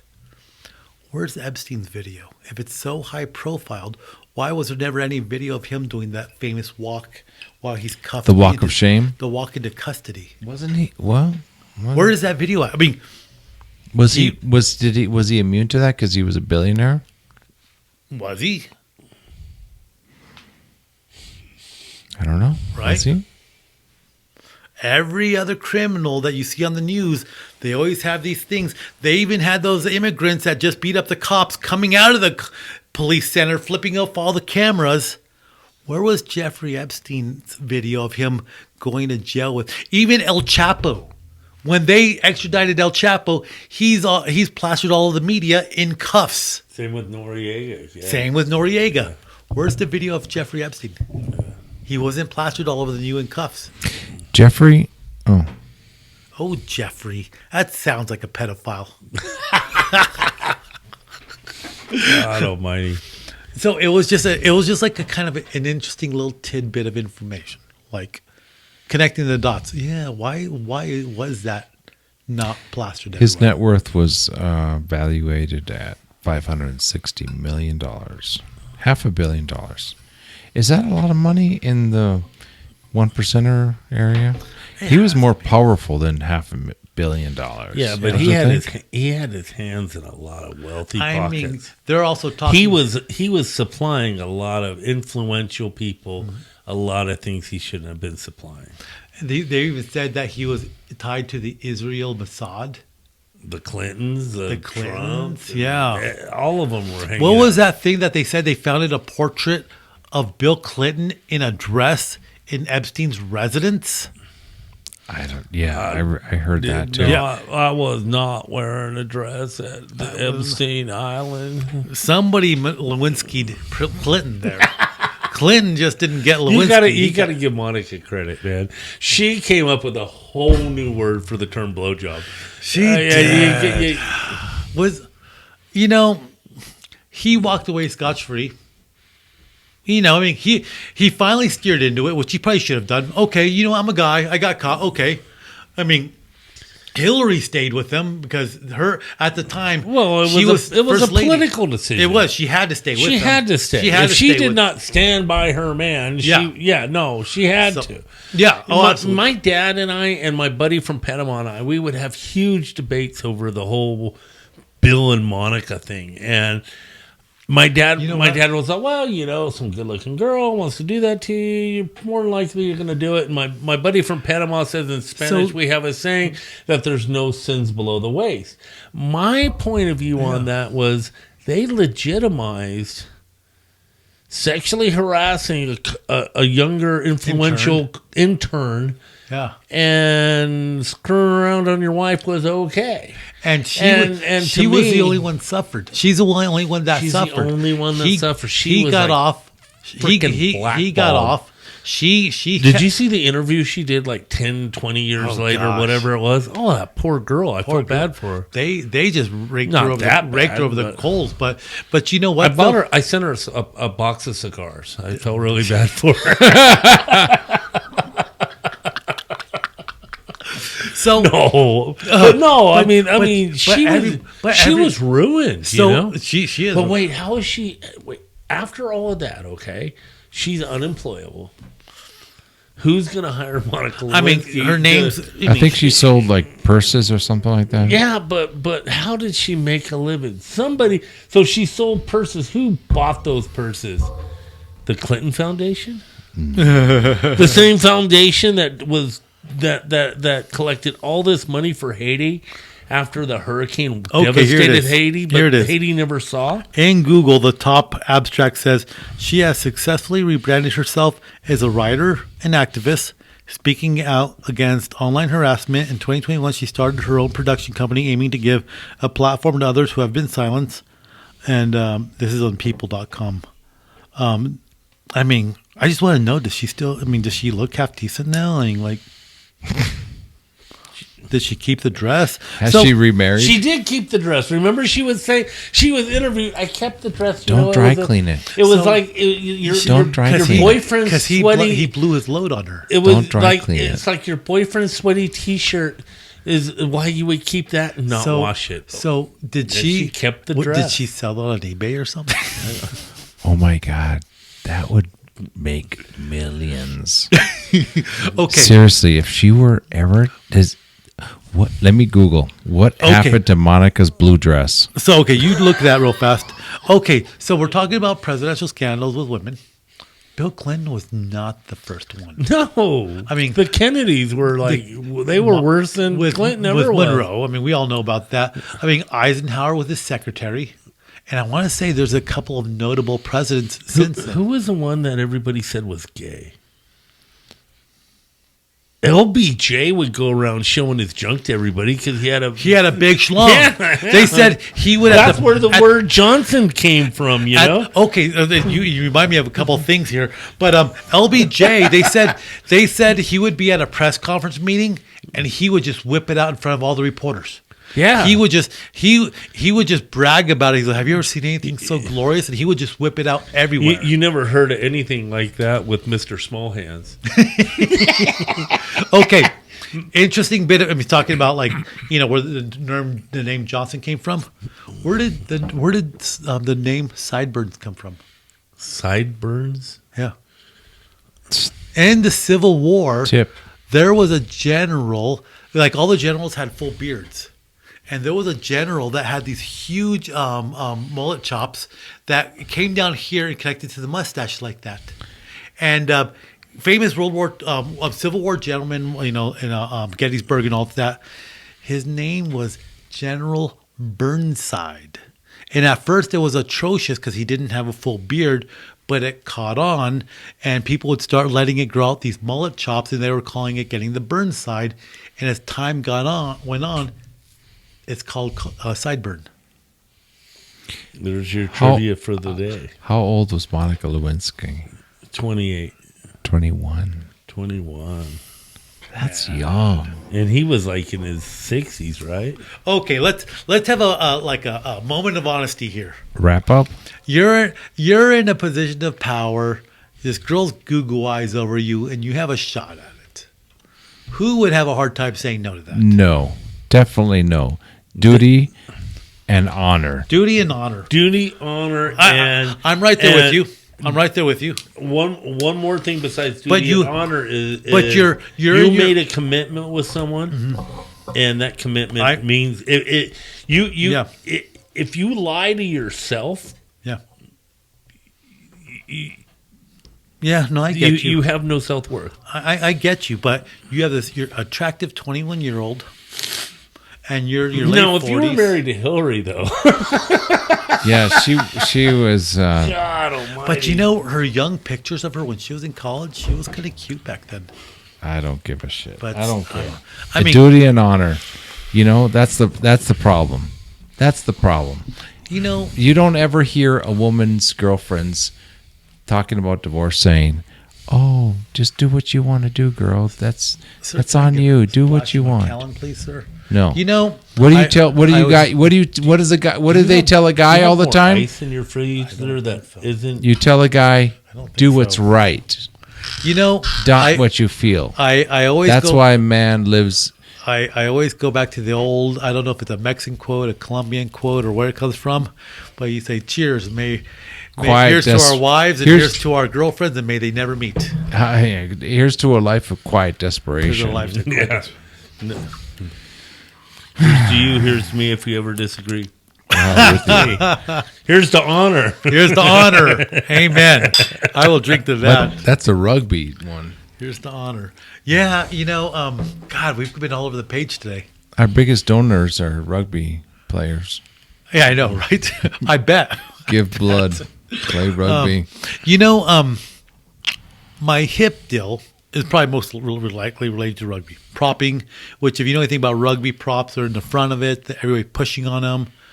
Did that for like 15 some odd years. That's that long? Yeah, I mean, it was great. No, it wasn't. It was good. It was You- fun. It was a good playing time of my life. How many But times did you have to pull your You know fingers what? out of your If you- sockets? when you're 50 years old, if you're not walking with a limp, you haven't fucking. I'm already walking with a hard limp. I've been limping for years. And he's 30. You know, but How old are you? 45. 45. You know, and I coached rugby for like 4 or 5 years too to the high school kids, and especially after talking to the parents, I did get a bigger appreciation for rugby. The parents loved it. They're like, for me, I was in college, going along with it. It was cool. It was cool, have beers afterwards, we play. But it was the parents in the high school teams that were like, you make the teams get together and like afterwards and have the social, and the kids are actually getting along and they're not talking trash. And, and like one of the parents, I remember once she asked me, she goes, how much money do you need? I need $150. I hate to ask for so much. She was like, what do you mean hate for asking for so much? We have to raise $30,000 just for the coach to finish the football season to the championship, and that's like in 4 weeks. And she was just talking about the numbers of football. She goes, and you only want $150 to feed and clothe our kids and pay for the kids that can't pay for it. And Who has more concussions, the football players or the Football. they have more poor outcomes than the rugby? They have a helmet on. They feel protected, They- they're yeah. leading with their head. They're leading with their head. Teach them to tackle. You learn the timing. Yeah. You learn how to do it like a tackle where you catch them and you hold. When you tackle in rugby, because you have no pads, you hold that guy all the way to the ground and you're holding tight to brace yourself. Whereas football, it's just It's a hit. Bam. Those hits, and this weekend we're going to be watching some of those hits. this weekend we're going to be watching it. Where are we going Yeah. to watch the Super Bowl from? From the satellite on my RV. Okay. So, any predictions for this weekend? What we got? No, I don't even know who's playing. San Francisco I think San Francisco has been really taking off lately. Second half of that last game. But I think Kansas City has got more like base, more substance. Yeah. So I'm gonna go in when you reach the Super Bowl, you can't burn out, and I think San Francisco is gonna burn out. And Kansas City's gonna have the base, is gonna have the foundation. I was a little bit surprised with San Francisco. I mean, I just caught the game by accident. Why are you surprised? Because they haven't Well, okay, so They're I kinda like don't watch football. left field. I don't watch football at all. I was in New Orleans having dinner at the Marriott, and they were on TV, and I thought at halftime that San Francisco was behind like ridiculously, and their second half they just came through. It was like really cool watching that second half. They played really well. That's what Kansas City has done years. Yeah. So I think Kansas City's gonna. So let's mark our words. Kansas City? Mark. I'm gonna say Kansas City. Kansas City. I'm going to have to go to San Francisco because, well, I'll tell you about it. Yeah, I'm No, going to no. have to go for San Francisco. The only reason I would, because like I say, I'm not a football fanatic. I'm not I at don't all. watch it all. I But haven't watched a whole football game in years. Same here. But I'm a California boy. I'll go San Francisco. Okay. So I'm gonna go based on just stats, Scientific, data. hardcore stats. The data shows now who's got more spirit, who's got more.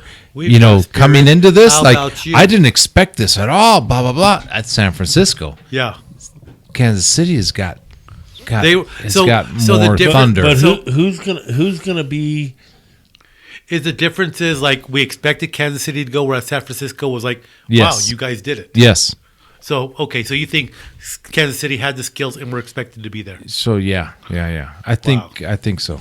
Wow. I think so. We'll see. Let's see. let's make sure. Let's what's- remember what's- this because what's I won't Vegas remember I don't know. I don't, my prediction. I've What are got- the odds? Like the I'm in the about- New York I'm or in the about- What are the odds on the Super Bowl? I'm in like 3 different squares, and I don't even know how those squares work. I just put the money in there, and 3? yeah. What do you Yeah, mean? this is saying Kansas City's up you- by you- 2 points. There you go. Wow. So See? so the squares, they put numbers on the squares, and based on like where the quarters end and where the halftime is and where the game ends, depends on how much money you make by if your numbers hit. So I've got I'm on 3 different squares on those. Oh my God! When I used to do service work at the Inn of the Mountain Gods, they'd always want me to Wait, Inn of the Mountains Gods. Yeah, what were you doing? Long story, water thing, and they'd always want me to play their pool. You know. Yeah. And it's like, all right, here. And I'd give them some money, and I'd pick a square or 2, Yeah. whatever. I won once, and I felt bad because I was taken from them. You know, these are like. I wasn't dealing Service workers, changing beds. These are maintenance guys, man. These are guys out digging ditches and shit, you know. But they put in their extra money in the pot. What do you feel bad for? I ended up giving it all back at the casino. Well, that's what they thought, you know. Again, Mark's here is like, I bought a $20 square and I walked away with $10,000. Yeah, I gave it back to the community by going to the local strip club. I think I won like a couple $100. I paid it back in ones and twos. And I went to the casino while I was waiting Tens on and twenties. I would have to go. I would go and I'd work, and then I'd have to wait a couple hours for my system to run. One handful at a time to make sure it still worked. So I'd always go gamble. I got really good at poker and blackjack when I was doing that. You got really good at poking her. Poker. Poker in the front, no, liquor in the back. I never got good at poking her. Or no, it's liquor in the front, poker in the back. You know, that falls under the category of golf and sex. They're both a lot of fun, but you don't have to be any good at it to enjoy it. but I went to the casino that day, and I told them, man, I lost, but I kicked their ass in the casino.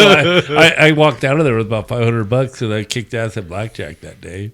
Damn. I always liked blackjack more than anything else. I love blackjack. I feel like if you have a semblance of what's going on, you have at least decent odds of winning because the house is always stacked against you. The house is always stacked against I'm you. dyslexic when I play blackjack. And the thing about me is I would take off my shoes and my pants, and so I could never get over 21. What? That's how I would count. I would do this, and I could never get over 20. I get 20 and a half. That was good. No, but I learned the odds in blackjack, and I used to call it blackjack lessons for $3 a hand. You know, because it was $3 a hand to play it back then. And so I would tip the dealers well, and they would teach me, and I got really good at blackjack. But I also set it up to where if I lost 6 hands in a row, I would get up from the table and walk away. And I would go find another table. And at a lot of the Indian casinos, they don't keep multiple tables. That works really well on a cruise ship. That works really well in Vegas. But it sucks at an Indian casino. You know, somewhere along the way, I learned, when there's multiple tables, you just spend a few minutes at each table and you start running percentages in your hand, like your head. How many hands are the dealers losing? And you can start pinpointing where you want to play at. I don't understand any of that. And the whole counting cards thing. And I'm totally ADHD. My son could do this. My son's a freaking genius, and he's got a near photographic memory. And I could teach him to count cards, but I'm not going to do it. But you could just do, how many up one for 10 cards and lower, and down one and you could just sit there with your hands in your lap, and you can keep track of right hand, left hand, where you're playing. Okay, so if a lot of tens and aces have been played, well, then your right hand's full, and your left hand's empty. Well, it's time not that's when you can bet on that 17, because odds are ace. All the big 10, cards are out. All the big cards have been played. Right. And I was never. I'm too ADHD to do it. I would try, but I never really got. But I got really good. You could teach somebody how to do that. Yeah, I could teach somebody how to. I could teach your son how to do that. I feel like your son and my son together. Oh my God, those two kids would kick ass. I feel like blackjack is the easiest one to figure out. Blackjack's easy to figure out. And there is a part of chance in there. Can you imagine? Wait a second. Can you imagine our boys sitting together at the table, they'd get flagged immediately. Oh my They God. would. They was like, those two kids would sit table down. number 9. Get those guys. Kick them out of the casino. Those two nerdy little fuckers would sit down, and right away, No shit. everybody would say, "Oh, they can count cards." Exactly. Then somebody would come over and try to give them drinks, and Where they go, I li- "I like a Pepsi. Where I just looked like a dumb hillbilly. You know? I like a lemonade, please. No alcohol." No alcohol. So at the end, they would have this deal every day. I think it was like $20 a noontime poker tournament, and it was a table tournament for Texas Hold'em. And I would go play it every now and then. And I didn't play it very often, but I played it like maybe once every couple months. And I would always, I'm a little hard of hearing, so I'd always try to sit down next to the dealer. And I tell him, hey, I'm a little hard of hearing, and I haven't played for a while, and I'm not hip on the terminology. Help me out. Yeah. And so right away, me and the Tell dealer, that to a car salesman. me and the dealer kind of got a rapport, and he would kind of help me along, and the other players would see that I didn't really know what the fuck I was doing. Yeah. But meanwhile, I've been sitting on my home computer playing poker every night. Yeah. And I was getting really good at playing odds, you know. And so I would play the dumb hillbilly and make. But don't you think they know this? And if I could get about I three think if you quarters could rub away them through the right. table, I would be one of the final two. I think if you just rub somebody right that you're legitimately like, hey, I'm not good at this, hard of hearing, like it takes that one person to bite. You know what I mean? No, And but every these now and guys. then they call me on that shit. What do you think they got? What do you think they got bonus payout for how many? don't know. How much they get off people sit No, down at the table? So the dealer, everybody put in $20 in the pot. And the pot would only hold 17 of that dollars. The rest of it went to the house and the dealer. Mm-hmm. So it was a table pot, $17 times 10, so it was a $170 pot. Yeah. And, On each and hand? so you get down to 2. Normally you could con the other guy into saying, hey, you just want to split the pot? And you walk out of there with half the pot. You know, and it's funny. You Like, could do this at the casino. but it's funny how much the dealer makes a difference. I remember we were at a blackjack table, and God, me and my friends were cleaning up, and we're starting to throw a little bit more money out, a little bit more money down. We lose, then we start winning a little more. We're getting confident, throwing more. So you money think down. the dealer can influence your wins? Well, it's influences their wins because The dealer, if you're about to make a stupid decision, the dealer would say, are you sure you want to do that? so. And I remember, But if you're tipping the shit out of the dealer when you won, so if I got blackjack and you get 1.5 times on the black, for winning blackjack, I would give the half to the dealer. Yeah. And you can do a bet where you can partially bet, and the dealer, if you win, the dealer gets it, or you can move it to the other side of the line and just give it to the dealer. it's like when you get two, Whether kings you and win or split lose, it. the dealer gets that, and that's what I would do. And and then you build a rapport with the dealer. So this one time, but we At band camp? we were at band camp. We were like winning. I know that. And it was starting to go good, and they switched the dealer. And I remember this little, I hate that shit. little old Asian lady comes in Oh, and I bet you they're the kills worst. the game. Yes. Like instant win streak. Everybody So- should so what- everybody should just get up and walk Yeah. away. What happens when the new dealer Thank comes? you so much. The first thing that happens is the dealer burns the next card. That just totally shifts the rhythm of the whole game. It really does. Yeah, it really does. Like, what do you And mean then by get burning? you get what? some jackass doing doubles on 10s. Oh my Yeah. God! You just want to play conservative. Okay, we're until gonna have they're to out of go money. discover this tomorrow when we go for a drive. Unless I hope I don't have to go to Kentucky. I had a friend. He went down to when a lot of guys went down to Vegas and fraternity guys, and he went and hawked his car, God. and he started losing bad. Oh my God. It took everybody's effort to get him his car back. God dang. Good Lord. I went on a cruise with a girlfriend. I have never gone on a cruise before, and I'd done a lot of sailing. So the idea of going on a cruise kind of seemed cookie cutter to me. But she wanted to go on a cruise for New Year's and for Christmas. I got her a cruise, And she was a pretty good drinker. Yeah. And I picked up her entire bar tab with what I wanted. And when you get back from the cruise, and you get that bar tab when they pay it all at the end, you're like, what the hell? I paid her bar tab with my blackjack. No kidding. Yeah. And she would come over and grab a stack of my fucking chips and go somewhere else. No shit. Yeah. You know, okay. Keep your mitts out of my chips. So, I mean, in terms of living an adventure and seeing the world, you know, there's better ways to go than a cruise. But there's nothing wrong with the cruise either, because you're in a safe place, you're in a cabin, you have all the facilities. Food is usually great. But do I have to wear a jacket and tie to go eat? Oh, fuck that. Have you? Dario's seen me eat. Normally, I have to change my shirt after I eat. You need a jacket just to zip up afterwards you eat. We'll go out to lunch and Dario's like, well, you got to go home and change your shirt. And I said, no, man. That only happens with me. But you know what, though? I mean, like, I would always tell people, experience a cruise once. Because, you know, they get good service. You come into your cabin. They have the towels all folded like monkeys and elephants. Yes. And you go up to the pool. You're in the ocean, but there's a pool.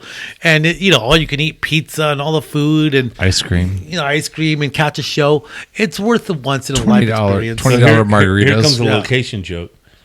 So my ex-wife and I went on a cruise one time, and it was a budget thing. And we got to our room, and it was bunk beds.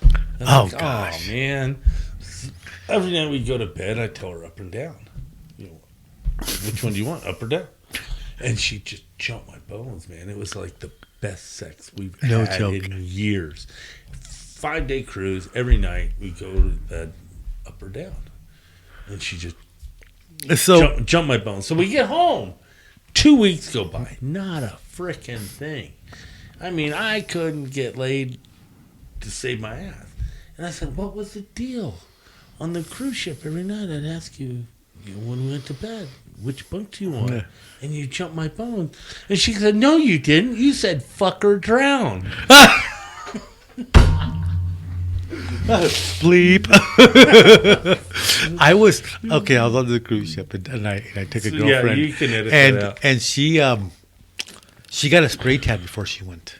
And she said she got the spray tan because it's supposed to help with her fair skin, not get sunburn and all that. So as soon as we get on the ship, so we got a cabin, but because, they misbooked and all that, got upgraded to a veranda with a balcony and all that. So we're doing it on the balcony. Even better. Yeah. So we're there doing it on the balcony. That's why you take binoculars on it. Right. Yeah. And so I looked down and all her spray tans rubbing on me. All the what? The spray tan. What's where? It's rubbing onto me. Oh my God. You know what? There was booth in Las Cruces at one of the, I don't know, what are those? Her dad used to run the chick with the tanning salon. Her dad used to run the dive shop in Las Cruces years ago, long before Kelly and them. Yeah, I know that. What's his name? Punky Potter. They used to have a tour bus that would go to San Carlos. Oh my God! I mean, the stuff that happened on that tour bus would put Monica Lewinsky's dress to shame. Remember, I dated a dive master that worked with Punk. Oh my God! Yeah. Those were some great stories. She had a lot of Punk plotter stories. Yeah, with a lot of big women. Yeah. I don't know if it's true. Dive masters really get a bad trip. So I mean, most of us are pretty legit.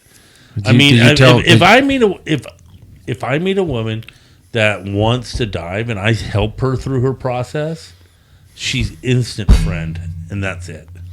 So maybe after she's certified and stuff, if things work out, maybe we could be more than friends. But at that point, she's an instant friend. The one girl that we've been to San Carlos with and stuff, she's the same way. I mean, just instant friend.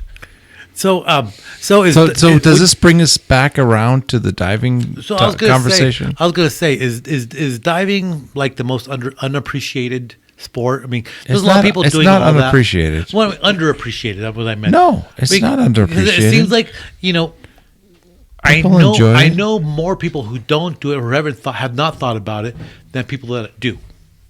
So that's what I'm saying. Is it like I know more people that want to do it. But do they do it though? So is it You know what? underappreciated? You know what? I know a lot of people that want to race a Ferrari. Yeah. But They will haven't. they ever? No. You know, Yeah. I mean, I But know a you lot of can people actually- that want to fly an airplane, but will they ever actually sign up for a lesson? That's 10 times as expensive as diving. Sure. Oh, 10 Yeah. times. I mean, mean- what was open water? What was it? 300. 400? No, I think it was 425. So we were talking about like only seeing part of the world when you're going through your day to day, but you don't take the time to look at the stars, right?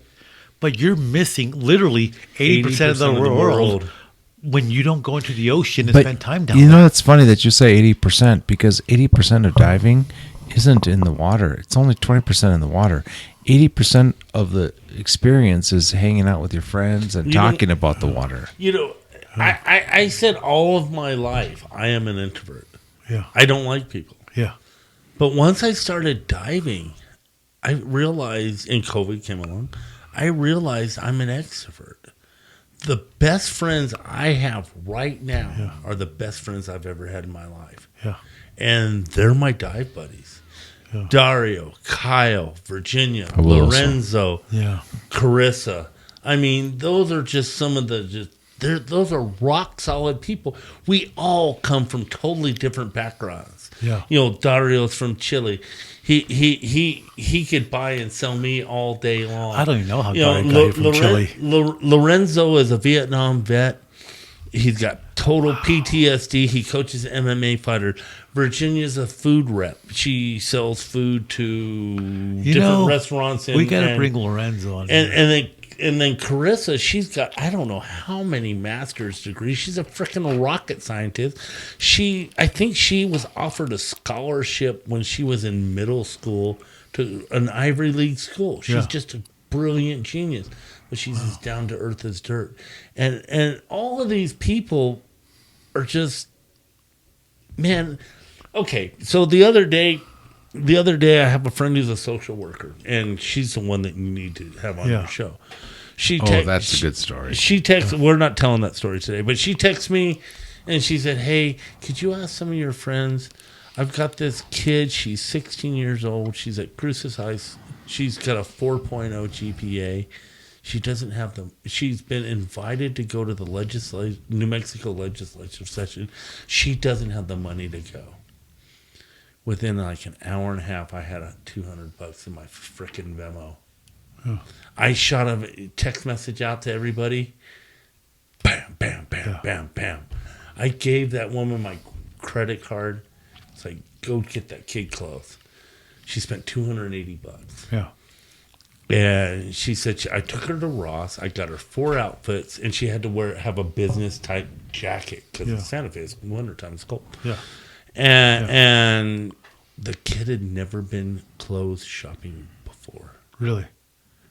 Never. I was like, wait a minute. How does she get her clothes? They usually come in a trash bag. Donated to him. Wow. The kid has never had a bra purchased for her. It's always been a hand-me-down. Huh. She had an anxiety attack at frickin' Ross. She didn't want to spend the money. Because she didn't know how to try on clothes. Wow. She didn't know how to pick out clothes. And right now, as we speak, that kid's in Santa Fe. That's cool.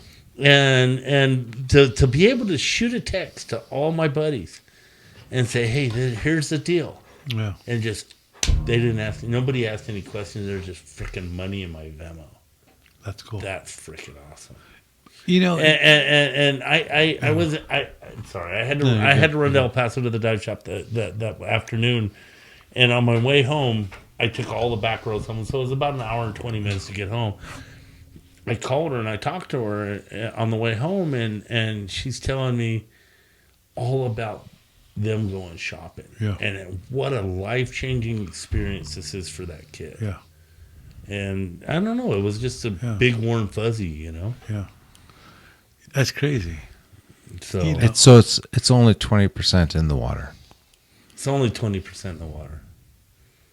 I mean, we hang out. We're all friends. We 9 of us piled into a 12-passenger van and went to San Carlos, and we had a blast. Even with the pain in the ass person on the There's always a pain in the We ass. don't know who that person was, Oh my but God. we still had a good time. So I voted her off the alley. But I mean, yeah, it was a good time. It was, yeah, I mean, we always have. Everybody's got to have a little. Everybody like something. I was telling a friend today about. That's all right. We're good. It's gonna stay. We there. still have audio coming here. I was telling a friend today about going with Dario to Arizona, Tucson, and whatever. And It's they an said, adventure. Well, Just an have adventure. fun. And my reply was, well, we always have fun. Yeah.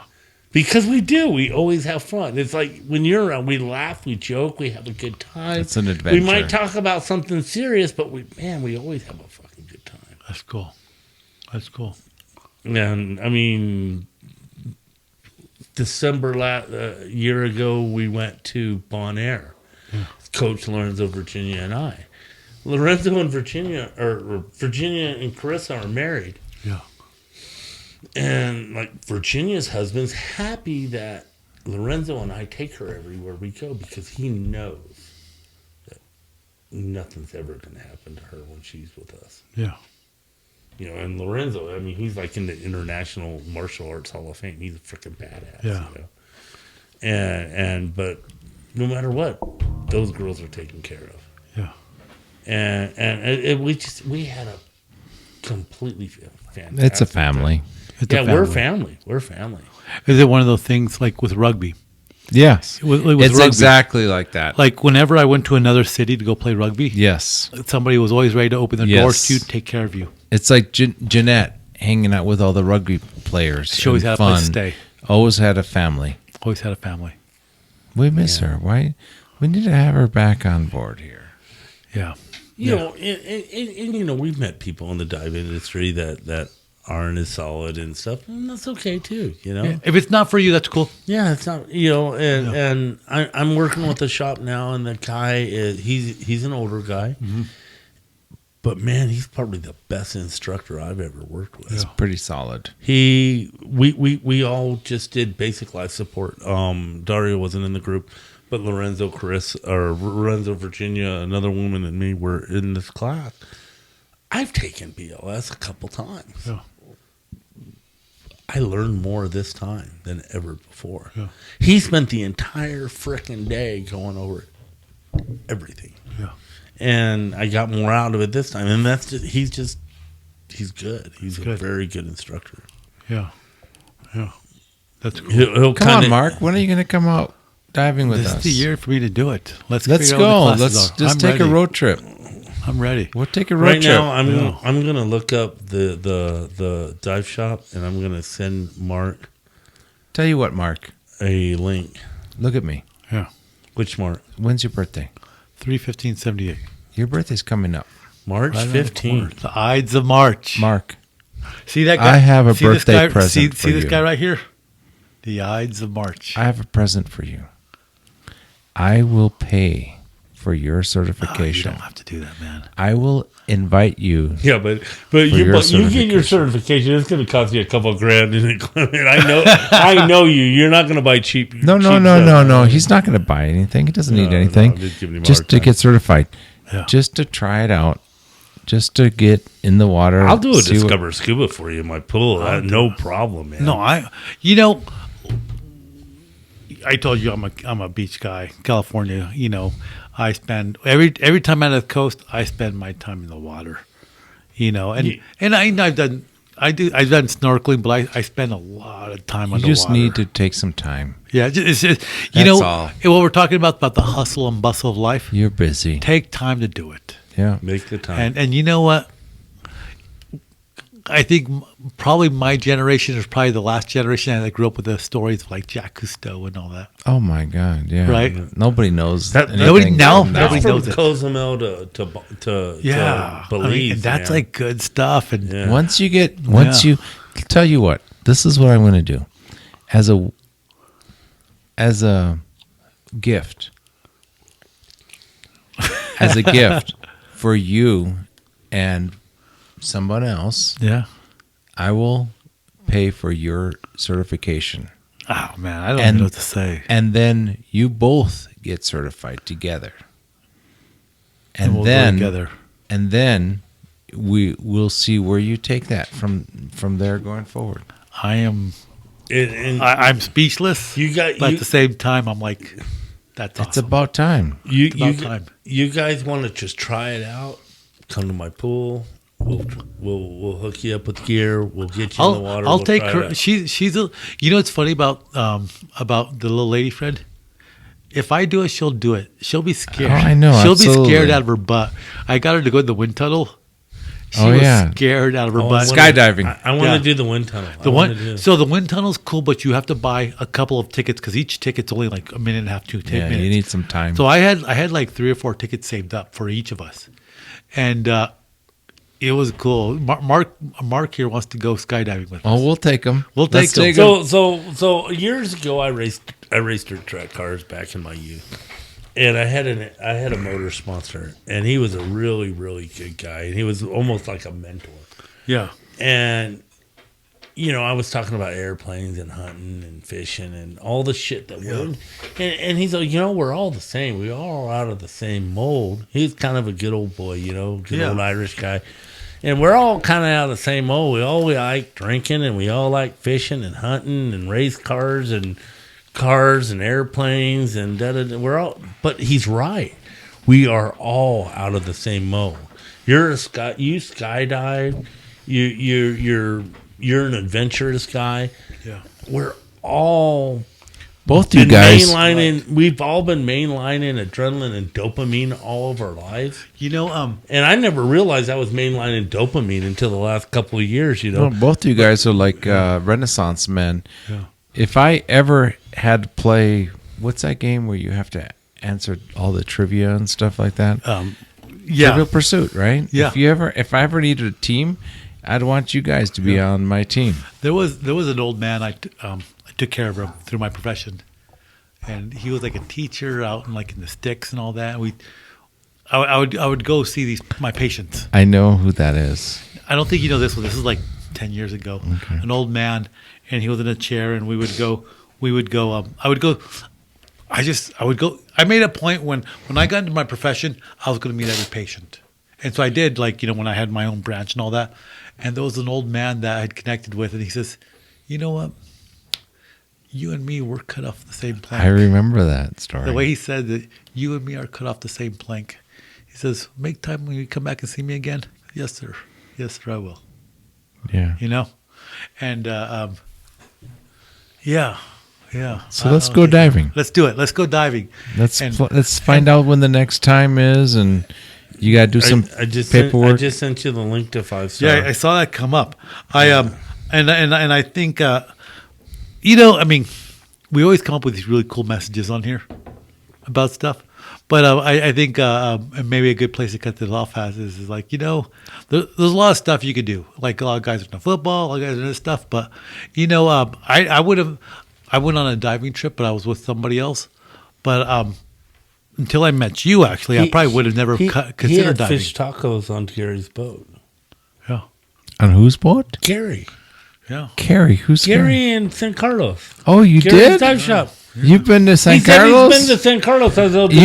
Wait a minute. You ate fish tacos on Gary's boat? Did you have fish tacos? And he said yes. What? Ceviche. I will tell you. I'll tell you. But you didn't get in the water? I wasn't there with the dive team people, but I was there with them. You were just snorkeling. When you guys loaded on the boat, there was an old guy that came on the boat and told you some really bad old jokes. I will That's tell scary. you. That's scary. Once I tell you, the lights will go off, but who invited me, who I was there with. Okay. And I've already told you so, but I'll tell you again real fast when we're done. Okay. But yeah, I was invited by an old girlfriend. And yeah, I was out there, and I didn't go with the dive team, but she was out there, and so we went and did all that stuff, And if he says Rose, I'm gonna lose it. But you know what? I was 28, and I was kind of curious. I was 20, so it was a girlfriend I made. Yeah. I really liked her. She was mentally way beyond me. I was 28. I was still stuck in college life. stuck in that time of your life where you're. Most of the women I date are way beyond me. Oh yeah, but I was stuck in that. Your college life? Yeah. Wait a minute, 28? Yeah. No, even now. Your senior year was the best 4 years of your life? I know that's exactly what my college life was like 4 or 5 years of my life, and yeah, she kind of had a big impact on me. But I went on a trip with her, and kind of what motivated me to move on with my life after college, start looking for a professional life that eventually led me where I was, and you guys just actually just talked about her a little while ago. That's good. We'll take it from here. You'll have to share her contact information. I think there's a big takeaway here, though. Like, of all the stuff we do, do something new. Do something new. Do something new. It's 2024. Expand your horizons. Expand. Find something new. There's no need for this day and age for you to live a life of quiet desperation. No. Challenge yourself. Challenge yourself. Go on a vacation. Go do stuff. And my little doggy out there. Yeah, your dog. Go do something. Go dive. Go see the world. Get a passport. Try some. Get a passport. Get Start some with that. frickin' stamps in your passport. Hey, buddy. My passport. See something new. See something new. To see something new. I think that's probably a good place to end it. But that's really good, man. Hey, you know what? Thank you for being on. Oh, Let's do it again. Let's do it again. This is good. It was really good, and thanks for having us. We'll do this again, and let's not wait too long. I'm sorry I waited too long. No. Whenever you want to, let me know. I mean, I might even try to do some research next time to be like up to speed. So and stuff. I have so I have this basic idea. And just real quick, there's a lot of really serious podcasts out there, a lot of serious shows. So we try to keep it light. You know what I mean? Of course. And it's kind of good to cover like what's going on in the news, and we kind of touch base on that. Yeah. And then we kind of go on our stories and go on our different way and see where it goes from there. Sometimes we have very modern topics like what's going on right now. Sometimes we hit the fringe stuff, which is fun. Fringe stuff is fun. Fringe stuff. I love the whole UFO. Me and Jeanette, we were in a haunted building and we talked about that. And so I saw some cool pictures today. Really, I'd be interested. So we kind of go over the place, and this has been kind of a molding thing. I mean, just like Dario said, hey man, you got a new table. Like I'm trying to we'll see where it goes. But it's in light of everything you see out there, just to be able to hang out with a couple guys, have a drink, and just spend a little bit of time of stuff and not be overwhelmed. We only drank a half a bottle of scotch. We really did. I think we drank half a bottle of Sia. We drink a half a bottle of 2 scotches, but that's okay. That's okay. You know what? That's why we have Uber. And they're tall and skinny. But that's always been a tenet of what we do. Also, you can drink responsibly. You don't have to get wasted. Enjoy your time. I mean, it really has been kind of a tenet of what we've done. That's right. And I think anybody that joins us and watches us, hey, grab a drink. You don't have to get smashed, but just have a good conversation and chill and have a good time with your friends, right? Exactly. Cool.